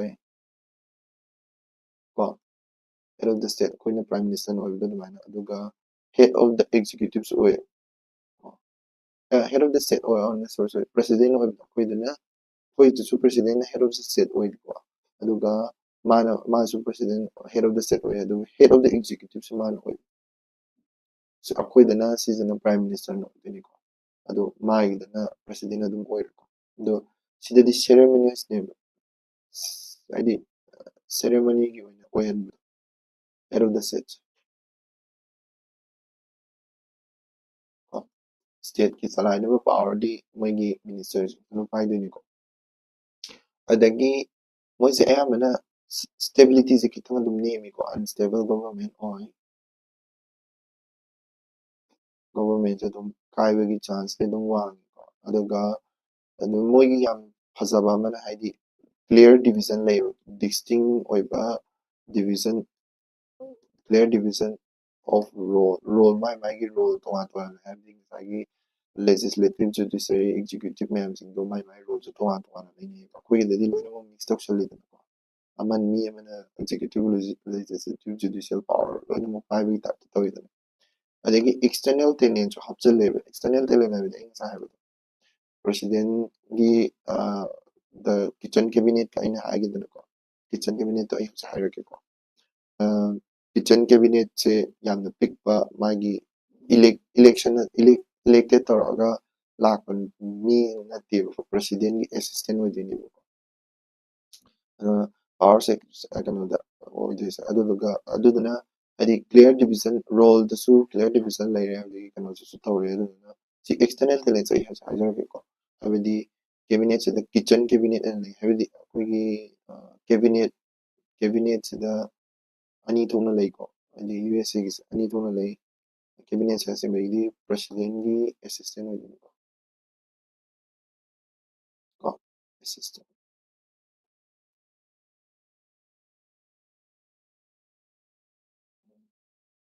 ꯑꯗꯨꯗ kitchen cabinet ꯑꯗꯨꯒ ꯃꯥꯁꯦ elected ꯀꯥꯡꯕꯨꯁꯤꯅ ꯑꯩꯈꯣꯏꯒꯤ cabinet ꯑꯗꯨꯝ ꯀꯧꯔꯅꯤ ꯀꯣ cabinet ꯑꯗꯨꯒ ꯅꯟ elected ꯀꯥꯡꯕꯨꯁꯤꯡꯁꯤꯅ kitchen cabinet ꯀꯧꯔꯅꯤ ꯁꯤꯁꯤꯅ ꯀꯩꯗꯧꯒꯦ ꯍꯥꯏꯔꯀꯥꯟꯗ ꯄ꯭ꯔꯁꯤꯗꯦꯟꯒ ꯌꯥꯝ ꯅꯛꯅ ꯂꯩꯕ ꯄꯣꯠ ꯑꯣꯏꯗꯣꯏꯅꯤꯀꯣ ꯀꯤꯆꯟ ꯀꯦꯕꯤꯅꯦꯠꯁꯤꯅ ꯌꯥꯝꯅ ꯍꯥꯏꯗꯤ ꯄꯤꯛꯁꯨ ꯄꯤꯛꯀꯅꯤ ꯃꯣꯏꯗꯤ ꯑꯗꯨꯗꯨꯒ ꯌꯥꯝꯅ ꯅꯛꯅ ꯂꯩꯅꯕ ꯑꯣꯏꯗꯣꯏꯅꯤ ꯑꯦꯟ ꯄ꯭ꯔꯁꯤꯗꯦꯟꯁꯤꯌꯦꯜ ꯐꯣꯔꯝ ꯑꯣꯐ ꯒꯣꯚꯔꯟꯃꯦꯟꯠꯒꯤ ꯑꯩꯈꯣꯏꯒꯤ ꯍꯦꯠꯁꯦ ꯀꯅꯥꯅ ꯄꯥꯏꯅꯤ ꯍꯥꯏꯔꯀꯥꯟꯗ ꯄ꯭ꯔꯁꯤꯗꯦꯟꯅ ꯄꯥꯏꯅꯤꯕꯀꯣ ꯉꯁꯥꯏꯗꯁꯨ ꯑꯩꯅ ꯍꯧꯖꯤꯛꯇꯁꯨ ꯍꯥꯏꯖꯈꯤꯕ ꯄ꯭ꯔꯁꯤꯗꯦꯟꯅ ꯀꯃꯥꯏꯅ ꯄ꯭ꯔꯁꯤꯗꯦꯟꯁꯤꯅ ꯀꯃꯥꯏꯅ ꯄꯥꯏꯒꯦ ꯍꯥꯏꯔꯀꯥꯟꯗ ꯏꯂꯦꯛꯁꯟꯗ ꯀꯣ ꯏꯂꯦꯛꯁꯟꯁꯦ ꯀꯃꯥꯏꯅ ꯇꯧꯒꯦ ꯍꯥꯏꯔꯀꯥꯟꯗ ꯃꯥꯒꯤ ꯏꯂꯦꯛꯇꯣꯔꯦꯜ ꯀꯣꯂꯦꯖ ꯂꯩꯖꯩꯀꯣ ꯃꯥꯒꯤ ꯑꯣꯏꯅ ꯇꯣꯉꯥꯟꯅ ꯏꯂꯦꯛꯁꯟ ꯇꯧꯕꯒ ꯆꯞ ꯃꯥꯟꯅꯩꯀꯣ ꯍꯥꯏꯗꯤ ꯃꯥ ꯁꯦꯂꯦꯛ ꯇꯧꯅꯕꯁꯦ ꯑꯣꯜ ꯑꯣꯚꯔ ꯌꯨ ꯑꯦꯁꯗ ꯌꯥꯝ ꯇꯧꯋꯤꯅꯤꯀꯣ ꯍꯥꯏꯗꯤ ꯄ꯭ꯔꯁꯤꯗꯦꯟꯁꯤꯌꯦꯜ ꯐꯣꯔꯝ ꯑꯣꯐ ꯒꯣꯚꯔꯟꯃꯦꯟꯠꯁꯦ ꯑꯗꯒꯤ ꯃꯥꯒꯤ ꯇꯦꯟꯌꯔꯁꯤꯁꯨ 4 year ꯑꯣꯏ ꯐꯤꯛꯁ ꯑꯣꯏꯅ ꯂꯩ ꯇꯦꯟꯌꯔꯁꯤꯁꯨ 4 years ꯑꯣꯏꯀꯣ ꯍꯧꯖꯤꯛ ꯗꯣꯅꯥꯜड ꯇ꯭ꯔꯝꯞ ꯍꯣꯏ 4 years ꯑꯃꯒ ꯑꯃꯨꯛ ꯄꯥꯏꯈꯤꯗꯣꯔꯦ 6 ꯑꯗꯒꯤ ꯃꯥꯏ ꯔꯤꯃꯨꯚ ꯇꯧꯅꯕ ꯍꯣꯠꯅꯕꯗ ꯑꯩꯈꯣꯏꯒꯤ ꯔꯤꯃꯨꯚꯦꯜ ꯄ꯭ꯔꯣꯁꯦꯁꯁꯦ ꯑꯩꯈꯣꯏ ꯏꯝꯄꯤꯆꯃꯦꯟ ꯀꯣ ꯏꯝꯄꯤꯆꯃꯦꯟ ꯇꯧꯗꯣꯏꯅꯤ ꯀꯣ ꯏꯝꯄꯤꯆꯃꯦꯟ ꯇꯧꯕ ꯈꯣꯠꯄ ꯇꯧꯗꯣꯏꯅꯤ ꯑꯗꯨꯅ ꯄ꯭ꯔꯁꯤꯗꯦꯟꯁꯤꯌꯦꯜ ꯐꯣꯔꯝ ꯑꯣꯐ ꯒꯣꯚꯔꯟꯃꯦꯟꯠꯁꯦ ꯁꯨꯃꯥꯏꯅ ꯇꯧꯋꯤꯀꯣ ꯄ꯭ꯔꯁꯤꯗꯦꯟꯁꯤꯌꯦꯜ ꯐꯣꯔꯝ ꯑꯣꯐ ꯒꯣꯚꯔꯟꯃꯦꯟꯠꯁꯦ ꯁꯨꯃꯥꯏꯅ ꯇꯧꯋꯤ ꯄꯥꯔꯂꯤꯌꯥꯃꯦꯟꯇꯔꯤ ꯐꯣꯔꯝ ꯑꯣꯐ ꯒꯣꯚꯔꯟꯃꯦꯟꯠꯒ ꯄ꯭ꯔꯁꯤꯗꯦꯟꯁꯤꯌꯦꯜ ꯐꯣꯔꯝ ꯑꯣꯐ ꯒꯣꯚꯔꯟꯃꯦꯟꯠꯒꯁꯦ ꯌꯥꯝ ꯊꯤ ꯈꯦꯠꯅꯩꯀꯣ ꯄꯥꯋꯔ ꯁꯦꯄꯔꯦꯁꯟꯗ ꯑꯣꯏꯒꯦꯔꯥ ꯑꯃꯗ ꯑꯣꯏꯒꯦꯔꯥ